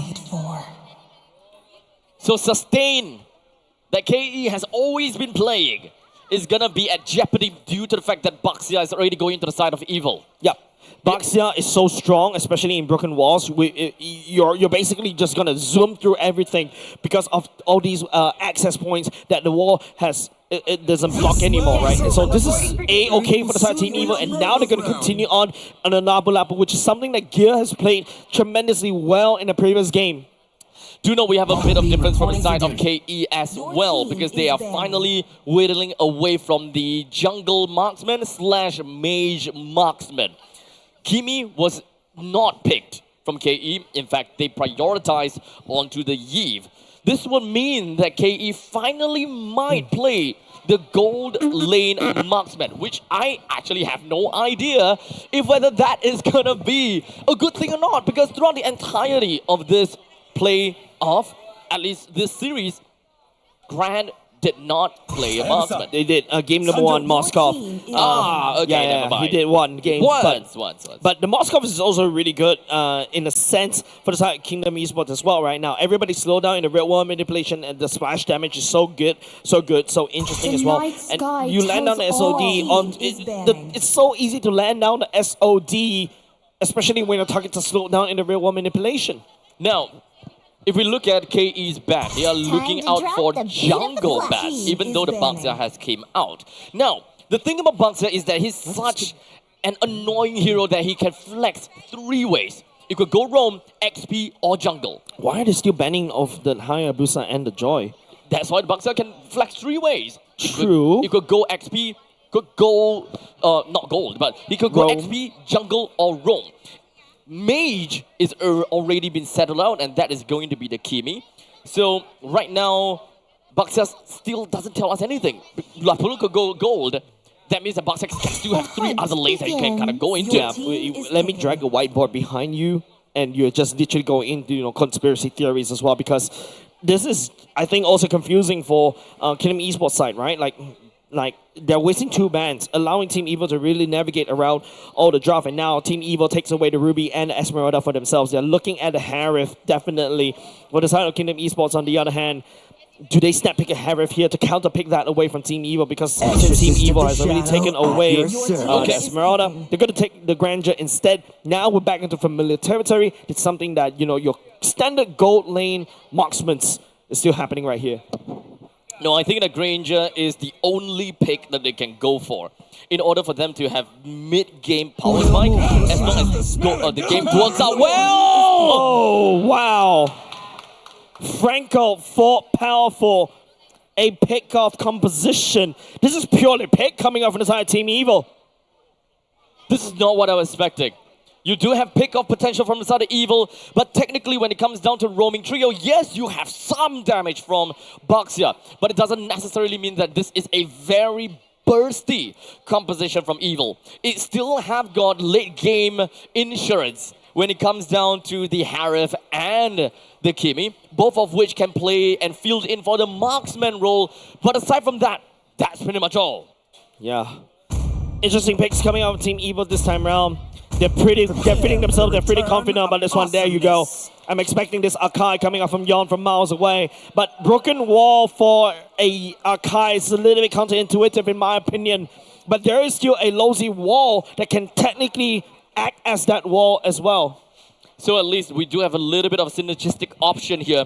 This is a throwback over to tank jungle kind of situation. Yep, and don't forget, Akai can push people to the real world manipulation wall as well. Yep, and it just keeps them inside there. But I'm not too sure whether that is realistically enough or not. The thing about Evil's lineup is that they have a Harif. However, they don't have a composition that allows them to play aerial denial. In fact, they are playing in to Kingdom Esports aerial denial with the last insanity. When it comes down to the real world manipulation, sometimes you can even say this AoE crowd control effect from the heavy spin or perhaps even the wild charge. This is a hard game for Harif. Two teams at the lower bracket finals. One slot to the grand final slot, ladies and gentlemen, at the Centrepoint. These two teams need your support. Give them your love and cheers for either Kingdom Esports or Team Evil. We start things off here in the Land of Dawn with both of the junglers that will be whittling away at the purple buff. And that will pretty much mean that both of the junglers will pretty much go on the opposite direction. One over to the gold and one over to the XP. You're a lot more fast-paced from the side of Team Evil, mind you. Aether on this box here could just zip-zap, zoom around. Franco as well could also have solid movement speed that could just roam around the map very quickly. And it's all about catch. Lane priority is going to be neck and neck in the middle lane. First victim, Yon. Getting caught right there by the Iron Hook. Aether has to wiggle away. The walls from Lozy is going to be pivotal for Kingdom Esports. This is not too big of a deal. The main thing that we're looking out for is what kind of influence the mid lane will be able to apply over to the side. And perhaps even for the jungler. Because Akai versus the Boxia, it is fair to say the Boxia will always have a faster clear than Akai. So what does that bring in for Evil? And if whether they can even apply that kind of impact over to Kingdom. Do we go for a raid? Do we go for an easy and fast push in over to the gold lane? That's the question. Mid-game power spikes, Evil, I think, a lot stronger, right? You've got your Bloody Hunt for powerful to lock down the necessary Yon, but Yon does have a heavy spin. And when he's going around heavy spin, you really cannot lock him down. And, you know, if you push the members from the side of Evil to the wall, Aether may get stuck. So it's still, I would say literally I'm strikes down to the wire. Anything and everything can happen in the first total fight. Now, there's nothing too out of the ordinary when it comes down to the laning phase itemizations. Everyone is working towards the same kind of idea. But down in the bottom lane... Oh, whoa! Aether, where do you come from? That is what I'm talking about. They have got fast pacing. A lot more high octane. But what they are trading off for that one kill is a turtle. Yeah, I mean, you trade off a gold lane for a turtle. In terms of a long game, it's going to be a lot more beneficial unless, you know, Kingdom Esports not looking for that one. Ben actually gets slapped by Lozy just a little bit. Summon Force. Oh, they let down the tectonic charge. Does go down Purified to save. FMM flickers forward. Ben, real world manipulation, will be not able to survive just a little longer, but takes the Lozy. Powerful goes in, drags FMM there. No Bloody Hunt for powerful though. Not only that, even if he does have the Bloody Hunt, the timing of the wave clear was a lot faster. Oh man, Team Evil, high octane. They've got fuel, they've got rocket fuel in their cars, and they're so going to space. Understandably, this is still the early stages of the game, and Evil's lineup, the way that they kind of look into this game is high octane pacing, and with the Boxia, they should be able to run around pretty fast too. Yeah. And it's broken walls, right? You could just... It is broken wall, yeah. You don't need to you don't need to save the jump. And now Aether looking very menacingly, clashing onto Kingdom Esports. The traction pulse does land. The Turtles Popo is actually going in as well just to disengage. Now it's a little bit counterintuitive between these two. Powerful. I mean, they get taken down by Grant easily. But now, as you can see, members from the side on the live audience this time around never knew we got this kind of UI as well as the members from the side. Ben, oh Ben, no way for you to run. So many ultimates just for one boy. 3-3 and 3 minutes and 52 seconds in. We've got Kingdom Esports that try to put themselves right into the doorstep of evil. It doesn't really quite suggest anything when it comes down to lane priority or perhaps winning percentages just yet. Yep, Grand picking up a Hunter Strike is actually great for Kingdom Esports right now. Both these two teams neck and neck. Look at the score, look at the gold. It's just what, 42 goal lead, 25 goal lead? Both these two teams not giving an inch over to each other. It's kind of a give and take kind of situation. Evil, they're not that far ahead of Kingdom Esports as much as we really want to see that. Traction Pulse already committed by the side of Sailor right there. Nosy Tectonic Charge, they push away Evil, but Evil still secure the turtle fort themselves this time round. The way that this pacing is going, Kingdom Esports will be happy about how it's working out. However, they are also kind of trading things out a bit too much because now Van has got a good amount of gold off of that energy shield down in the bottom lane. Yep, if you take a look at top as well, Lapu Lapu also absorbed quite a decent amount of chunk as well. So, you know, in terms of gold, Team Evil is definitely going to be happy. But if you look at the gold league, Kingdom Esports still are able to catch up. But remember about gold priority and of course, every kind of priority. Grant currently have got quite a lot of kills, but there's a hook. That's going to be a hook right into a bloody hunt as well. Losey slams on the wall. Sailor will be there to pick up that kill. More than happy to handshake that one. Ben focuses down the turret, down bot as well. Real world manipulation from FMM trying to snap it. Grant trying to get it out. Powerful body blocking. Sailor also doing soon as Evil gets away scot-free. An absolute unit from the side of Evil, but that's not over. Heavy speed coming up from Yon as well, but Yon may have been gone for a little bit too far. The No Man's Land is out by 4 on the side of Ben as Yon gets the lead on Team Evil. They reign supreme for now at the bot side. That was a clear move from the side of Yon and with a very good intention. But unfortunately, the rest of Kingdom Esports is not going to go for that. Yo, Yankee, get out. Okay, Flicker, back to safety for now. That's A-okay for now. Team Evo needs to be a little bit focused right here. They overheated just slightly. Gear has to burn the Flicker, but same could be said beside Kingdom Esports though. Yon was also overheating. That's a heavy spin that was committed, thinking it has enough damage, but Akai doesn't have the damage to deal with Ven. The thing is, even when we are looking at some of these kills, it doesn't have a very high stake as to what kind of translation it gives. Yon may have died once, but maybe we'll look at the XP lead as Yon is currently at level 8 and Aether is at level 9. So at least that does definitely help the members of Evil to go and win in this 50-50, which they would definitely try to go for. Losey down to slam Aether! A drive-by! It's nothing but a drive-by! FMM getting slowed down! Yon goes for the heavy spin. Trying to push Aether all the way back. He gets away. Real world manipulation for side FMM. He slow people down. That's gonna be Grant picking up a killing spree. A Sky versus man as Kingdom Esports stands back at Team Evil. It's a one-man trade coming in. But to be fair, they did manage to take the turtle down as well. If you ask me, it is a turtle for a +5 trade. That's value.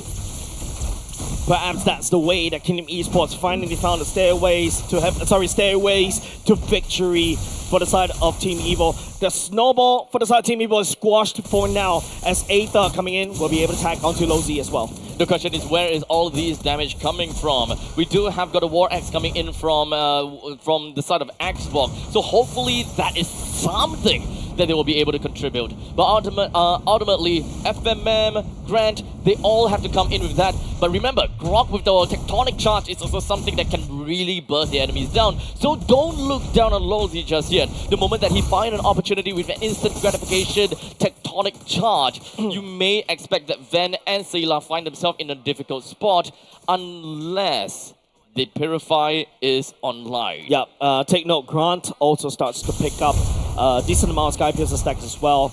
And now it is going to be a Team Evil taking up topside turret for themselves. Kingdom Esports slowly inching backwards. They are able to put a dent down bot for Team Evil though. As both teams, they're currently going for a stare down in the middle. Yeah, definitely a Mexican standoff right here. As the pacing of the game slows down. One false move, Abstract, it could be over for both of these two teams. The goal lead is not too far apart. It's left with 3 seconds, and now with the lot available, it could quite literally go to anyone.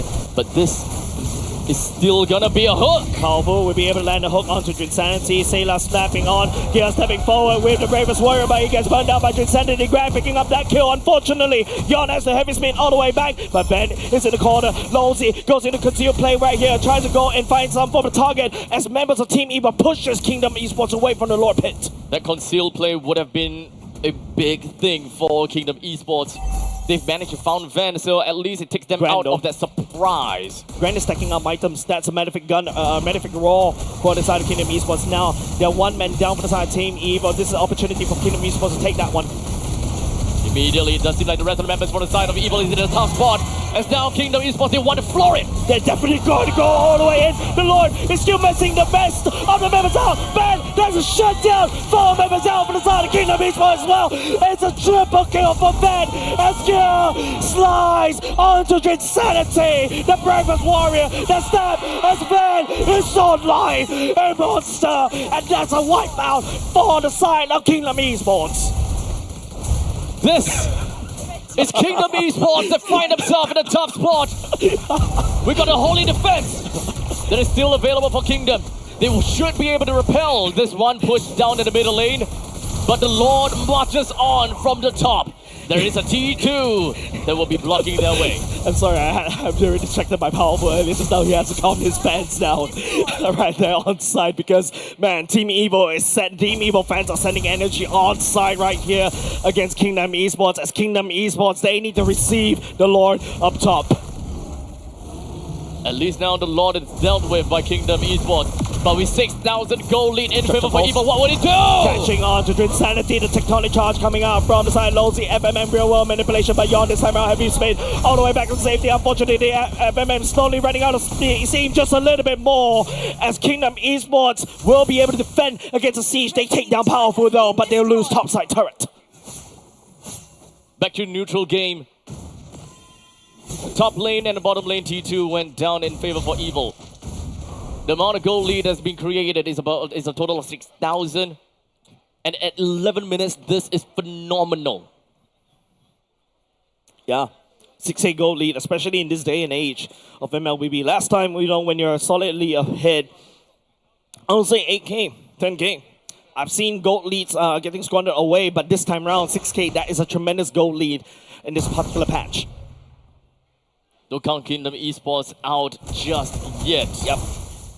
Grant is stacking up Sky Piercer stacks. Already going in for the Malefic gun as well. I think right now he lost his life just a little bit, so that stack's a little bit wonky. Not exactly too sure how much stacks that he has, but it's still something. But as we slowly make our way across the Land of Dawn, Kingdom Esports not going to show too much information at this point. But we'll at least one thing we'll show is this.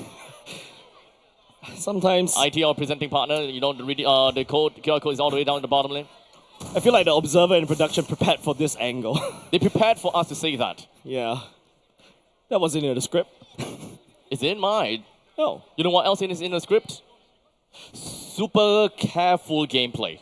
Okay.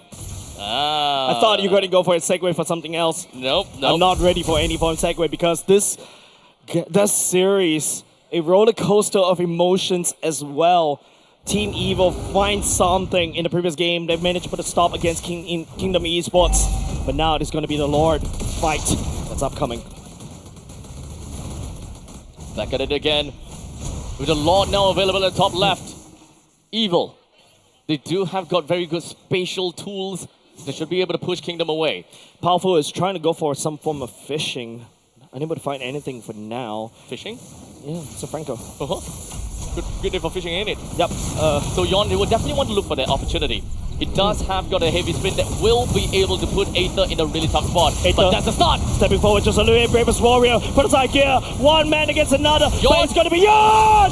Takes the Lord from Team Evo. As Everman set down real wall manipulations on my force as well. But the wall for the side, Lolzy actually blocking everybody. Aether in no man's land trying to out-survive the members of the side. Kingdom Esports stepping forward with the carry. Burns down your way. He stands. Evil traded their XP laner for a single XP and a jungler. However, the Lord will be fighting in favor of Kingdom Esports. A massive steal for the side of Kingdom Esports to slow down the tempo just a little bit more, but Team Evo still knocking on the door of Kingdom Esports' base. If you think that this game is going to be anticlimactic, well, it's not going to be. Kingdom Esports fight back! Grand shuts down Ven and Lord, also the paid actor against Team Evo. Kingdom Esports stepping out of the base, breathing fresh air. Kingdom Esports, they're not going to be taking the beating. He's sitting down. With the Lord, they will be marching down from the bottom lane, and especially for Grant that manages to take that one kill. That is yet another stack. They will go up to the Sky Piercer, which will definitely contribute to this 15-minute game as of now. We've been here before. When Grangers start picking up their stacks over and over again, with the Lord in tow from the side of Kingdom Esports, Evo right now has to slowly defend this. They cannot afford to give more kills over to Grant. The real estate now shifts over in favor of Kingdom Esports as they take down the T2 turrets down in the bottom lane and the middle lane. So much standing gold, Abstract. Mid and bot line all clean up. Kingdom Esports can focus their attention up top. With this single Lord still, they've effectively managed to come completely clean with evil. Man, if Kingdom Esports get this, it's Yon with that one retreat. All of the standing objectives in the outer sides of the base are all eliminated. We're just now left with the inhibited turrets that is standing tall for both of these two teams. A massive reset as well, and over to the Team Evo 400 gold lead. Kingdom Esports clawed their way back, and now we're on a stalemate, Abstract. Once again, back over to the Mexican standoff, where both teams, they have expended all of their adrenaline in trying to take down all of these standing objectives, reclaiming the lands of which belonged to them. Yeah, and now it's a clean split. Grant, man, his Sky Piercer stacks should be ongoing right now as we amp up for the Lord upcoming in the next 25 seconds. This game, entirely dead even. One with a pick of potential, and one with the explosive potential. Yeah, lots of sanity from Dream Sanity. That's going to be a mouthful to mention later on. Honestly, at this point in time, the Insanity name plus the last Insanity name just kind of feels like a Red Boss thing. Yeah. He's preparing for this final moment. To be fair, might not be final. We are 16 minutes into this game, and the Lord is not even at the evolved stage. At this point, both teams should be able to defend against the Lord even if they loses, unless it's a total wipeout. Evo need the teamfight magic right here. Gear, that choke point fight earlier was great. That's going to be attraction pulse. The hook. That's the hook. Finds on the Dritsanity. That's going to be Dritsanity going down. Aether goes all the way in, trying to find the flank onto the back line for the side of Kingdom Esports. Grand goes into where Winter Trucker will not be able to do anything. Aether still ongoing though, pushing down, slowing the tempo for the side of Kingdom Esports, but may have been overextended just a little bit more because the members for the side of Kingdom Esports stepping forward. He has been a tanky boy this whole time. Another hook as well, right into the suppression. Yon deleted, and now the Sky Piercer stack. Gear stepping forward with the Purpose Warrior, and Kingdom Esports, they lose the jungler. We may not have a high loss in here for the glorious pathway, but that is sure is a glorious run from the side of Aether, literally passing through every single member of the side of Kingdom Esports with the Tortoise's Passons to land up all of these anti-regen over the side of Kingdom Esports, walk past all of them and just create entire confusions to their rankings. A drive-by powerful. These hooks was so pivotal, and now we have to repeat this once again. Yon goes into 7 seconds. The Lord down low already. The members of the side Kingdom Esports unable to reach the Lord pin right here. Sailor and also Aether, and now it's going to be all eyes onto the Lord. Aether securing the Lord for himself. FMM will go in with the real world manipulation. Grant picking up Aether for the kill. Look out for Grant still. He still is in the game, despite the fact that both teams have lost one each. The main thing is that Evil have lost their jungler, but doesn't matter because the Lord still goes over to one side. Yep, item power spikes for all these players already. Grant going in for the Rose Gold and even the Immortality. We're already starting to see items being switched out for the side of the gold laners, and now it's all down to this Lord push. Evo needs to create a dent right here to be able to win a ticket, or unless FMM, the sheer amount of defensiveness with the real world manipulation, will deny the ticket for Team Evo. With the traction pulse that's gonna be having first contact, Yon puts himself right in front and will take a bit of the stun, but he's just gonna be going back in. Insanity getting kidnapped right here. Sailor will be able to pick up Yon as well. And now, bit by bit, Kingdom Esports slowly losing ground just a little bit more. The Lord will march all the way in to the mid, top, bottom side. Just one sneeze on it and it's already gone. Gil will sneeze on that one. And the sneeze in the middle lane as well. This is almost a barren wasteland in the land of Kingdom Esports, leaving out with the top lane. Losey tectonic charge, the real world manipulation for FMM denying Team Evo from the siege as well. And now the members on side, Team Evo focusing their efforts on the top side. They crack open, they clean up Kingdom Esports' space. Evil is still very strong, but it does seem like with the Diamond Force for the side of Ven, he's not stopping! Ven is not stopping on this one! The Diamond Force going in! And ladies and gentlemen, Kingdom Esports will be able to try to push as much as they can as Team Evil will triumph. The last society for Insanity denying the siege of Team Evil. They still can wave clear, no problems. Even though Evil went back for a retreat, the top lane and the bottom lane now pushes in. This should suffice, and this should give them a reason to go back in after healing up a little bit more. The wave clear, man. However, yes, the wave clear from Kingdom Esports is still strong, and Evil do not want to press any buttons where it comes off as a little bit too desperate. 30 seconds on the clock. 2 members from the side Kingdom Esports go down. The base all clean up. Team Evil was just 1 CM away from imminent victory. However, Insanity on the flamethrower literally burns every minions down, and Team Evil is unable to step forward. Kingdom Esports fought hard for another fight. Back to the reset. 20 minutes in. Yeah. 4,100 gold in favor for Evil. With 15 seconds left until the next Lord eventually appears.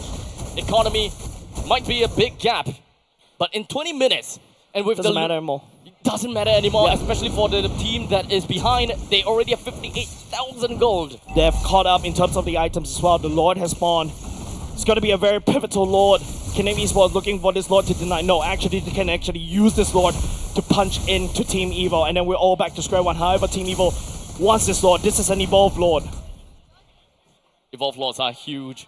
Yeah. It's going to be tough to deal with it in lane, and even when it comes down to the Mega Creeps. Yon does have Immortality in tow as well. Grant is trying to fix the wave. We'll be coming back very, very soon. Information is key as well. The problem is for the side of Kingdom Esports, there's a naturally pushing lane up in the top. They need to have a bit of cross-map plays in order to win in the top lane or the Lords. Base. Kingdom times are running out. They really have to go for this, but hold on a second. Gear all the way in the back of the base. Trying to make a play out there. Pulls 2 members all the way back. Gear trying to slice the dice. Activated Perfect Warrior. He will be able to go all the way up. Buys a bit of time for the side of Team Evil to focus on the Lord instead. They take the Evolved Lord and the sacrifice of Gear. But hold on a second. The Flame Strikes will not be able to take Gear down. Gear survived throughout the entire rundown. Gear smash. Gear angry. They pull Kingdom Esports back. They force Kingdom Esports to pull back to prevent an imminent doom over to their crystal.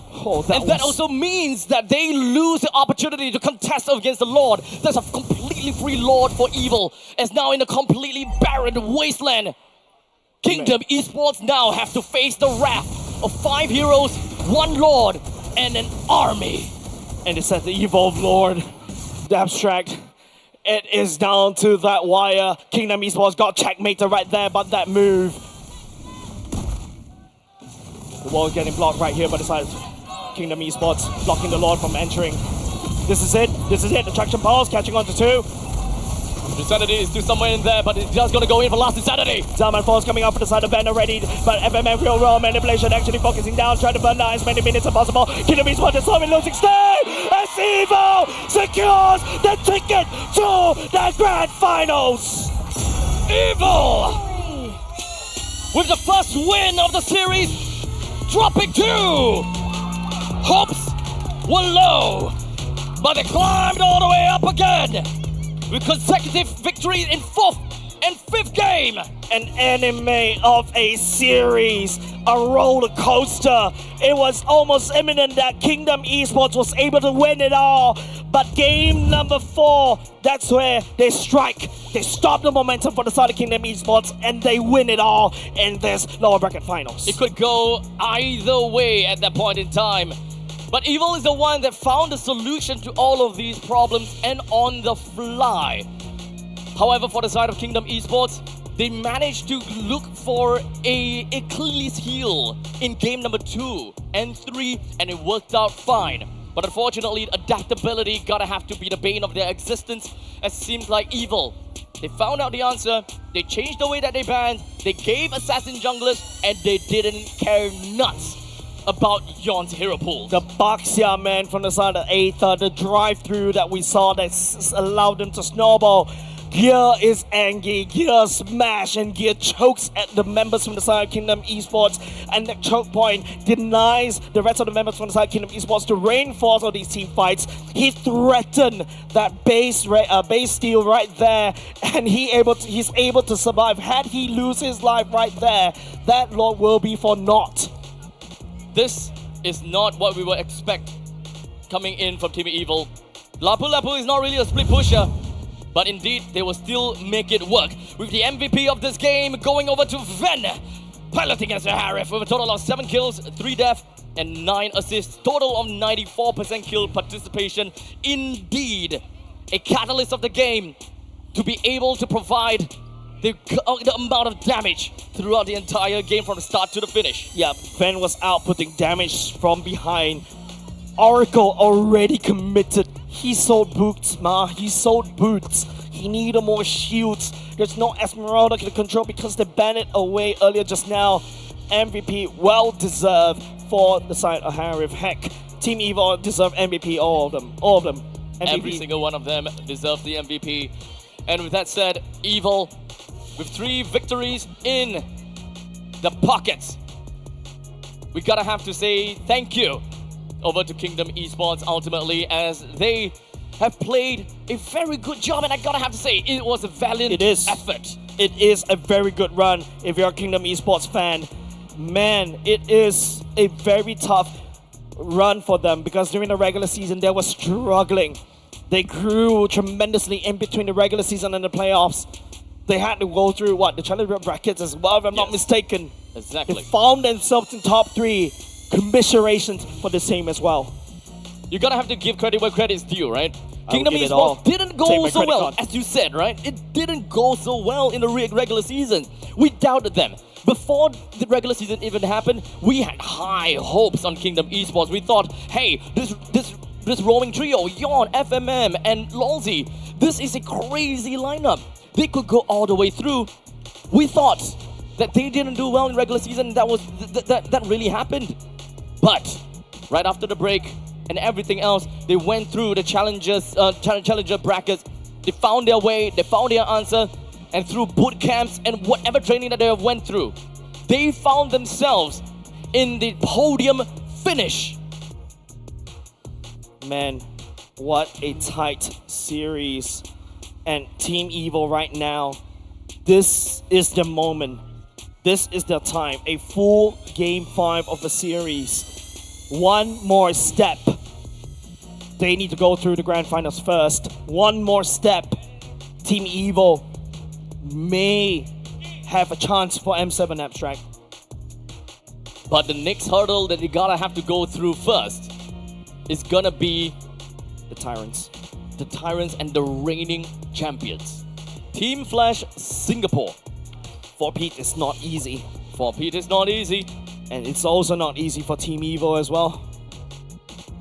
But before we even jump on to the conclusion of this series, this game pretty much will be highlighted in the total of these 5 total games of the series. It went down all the way through, right?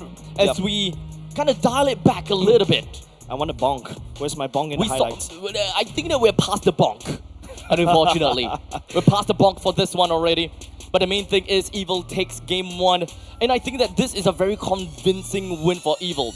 Tempo, momentum, would have and should have went over to Evil. But I would say the Kingdom, they did manage to come in with a really good reset. Yeah. And the mental game was still strong. Just to break that tempo of Evil.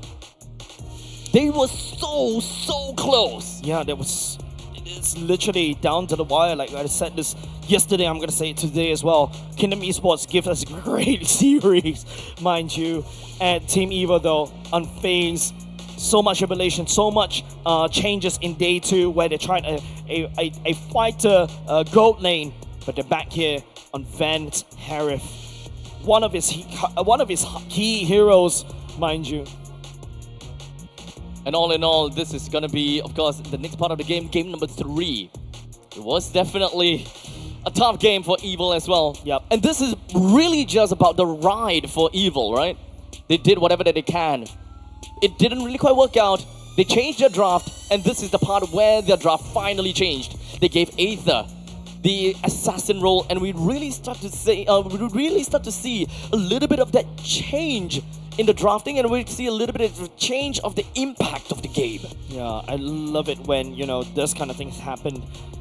It's just down to literally the draft and also the execution. Kingdom Esports also, right? They do have a chance in that last game as well, right? Like they were able to output a decent amount of chunk of damage, but Aether on this Baxia that you're seeing right here, the drive-bys, the takedowns as well, is just way too much for Kingdom Esports. Leaking out Baxia, I'm not too sure, because, you know, don't forget, Baxia is almost permaban in throughout MPL Singapore.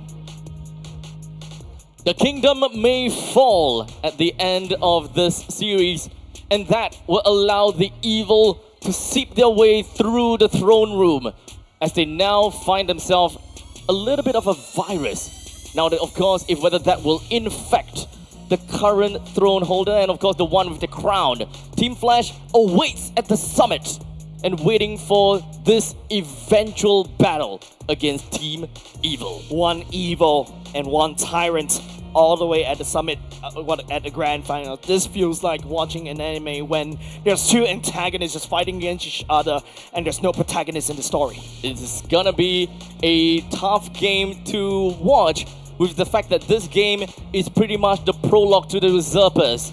And we are gonna be unlocking that part of the chapter very soon between Team Evil versus Team Flash SG. We're gonna be passing the time over to Suki, as we believe that we have a little bit of an interview to round up this entire series. Suki, up to you. All right, thank you, casters. And here I have Aether from Team Evil, the game-changing jungler that we've seen in such a crazy series just now. Aether, it is your rookie season here in MPL Singapore Season 10. How are you feeling? I think I feel a bit happy because I can go to grand final now. And of course, our goal is to be champion, so we don't so much happy here because we must to focusing on the next game. All right, thank you so much. On the day 1 of playoffs, Gear did mention that having a coach has helped you guys improve your team fight potential, get you guys really into the mental state of, you know, doing well and taking away the series, right? So maybe you can share a little bit about another member of your team who you think has been very important in your growth this season, and you can maybe say some nice things about them. I think powerful because he is so focusing to be champion this season, so he try hard and make us so encouraged also to hard work, and so we can do it now. Right, so powerful once again as the heart of Team Evil. Flash has sent you guys into the lower brackets in the playoffs already. Is there anything that you managed to prepare? You know, do you think it was a strategy issue, or do you think it's more about mental fortitude? Maybe you can share a little bit about how your team prepared for the grand finals. I think we just focusing step by step. So next game we will, I don't know, I can say it in this live. So we just focusing on the next game and improve from the game yesterday and review it. So we can, I think we can do better now. Thank you so much, Aether. Couldn't manage to get any secret strats for you guys. But we are going to go for a break until next game. But before we go to a break, just a reminder, there is an IT lucky draw coming up real soon. And in fact, right after this, we're also going to have the cosplay challenge. So whoever is here at Centrepoint, please hang around. There's so much more action, there's so many more things to do. For the rest of you guys at home, we'll see you guys at the grand finals.